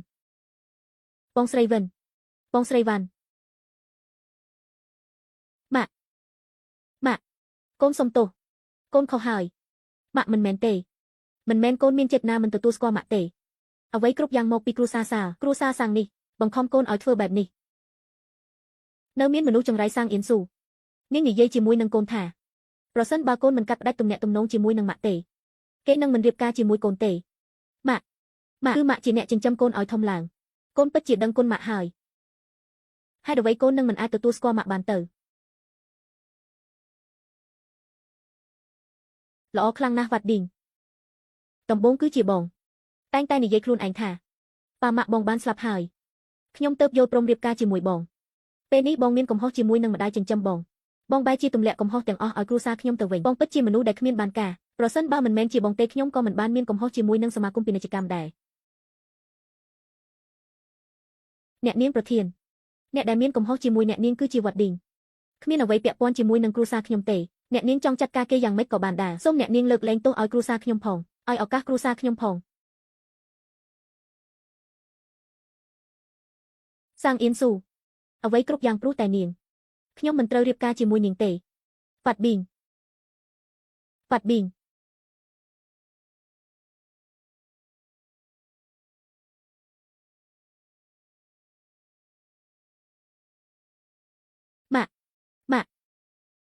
មនុស្សលោភលន់គ្មានដែនកំណាប់ទីបំផុតក៏ត្រូវធ្លាក់នរកវ៉ាត់ប៊ីងថ្ងៃនេះឯងបាត់បង់អ្វីគ្រប់យ៉ាងព្រោះតែឯងជ្រើសរើសវាខ្លួនឯងខ្ញុំបានធ្លាប់ឲ្យឯងនៅឱកាសមួយដែលមានបានប៉ុន្តែអ្វីគ្រប់យ៉ាងត្រូវអាចបំផ្លាញអស់ហើយទៅចុះចាប់ពីពេលនេះទៅឯងមិនមែនជាកូនចិញ្ចឹមយើងទៀតទេម៉ាក់កូនពិតជាដឹងខុសហើយ ម៉ាក់ឲ្យឱកាសកូនចុងក្រោយទៅម៉ាក់កូនបានផ្ដាច់ទំនាក់ទំនងជាមួយនឹងគ្រូសាសាថ្ងៃក្រោយកូននឹងក្លាយជាកូនបង្កើតរបស់ម៉ាក់ម៉ាក់កាលមុនប្រសិនបើគ្មានម៉ាក់ទេដែលរើសកូនមកពីកន្លែងទឹកកកប្រសិនបើគ្មានម៉ាក់ទេកូនស្លាប់យូរណាស់មកហើយម៉ាក់កូនគឺជាកូនប្រុសរបស់ម៉ាក់តើម៉ាក់តែចិត្តមិនទទួលស្គាល់កូនមែនទេអ្នកម៉ាក់តើម៉ាក់ចាំទេតាំងពីតូចមកកូនមានកម្ដៅក្ដៅគឺម៉ាក់ជាអ្នកមើលថែកូនពេញមួយយប់ដោយមិនព្រិចភ្នែកម៉ាក់នៅមានទៀតនៅពេលដែលម៉ាក់ឈឺជើងកូនបានដើរ10គីឡូជូនម៉ាក់ទៅមន្ទីរពេទ្យពេលវេលាជាមួយពួកយើងផ្អែកលើគ្នាដើម្បីរស់នៅភូមិវត្តឡុងម៉ាក់ភ្លេចអស់ហើយមែនទេម៉ាក់មនុស្សដែលភ្លេចរឿងនេះគឺជាឯងពេលនេះឯងមកទទួលទោសជាមួយខ្ញុំក៏ព្រោះតែអត្តសញ្ញាណហើយនឹងតំណែងរបស់ខ្ញុំប៉ាត់ប៊ីងខ្ញុំសង្ឃឹមថាថ្ងៃមួយឯងពិតជាយល់បានថាខ្លួនឯងគឺជាអ្នកខុសនៅពេលឯងធ្វើអ្វីគ្រប់យ៉ាងព្រោះតែអំណាចលុយកាក់មិនខ្លាចធ្វើអ្វីគ្រប់យ៉ាងទីបំផុតមានតែពង្វេងនៅក្នុងក្តីស្រមៃប្រសិនបើមនុស្សម្នាក់ភ្លេចថាខ្លួនកើតមកពីណានោះមួយជីវិតរបស់គេ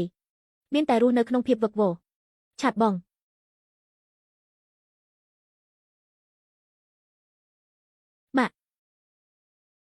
ម៉ាក់កុំទៅអី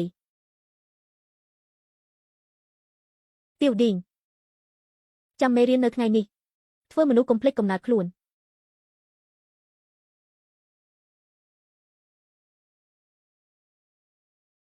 ម៉ាក់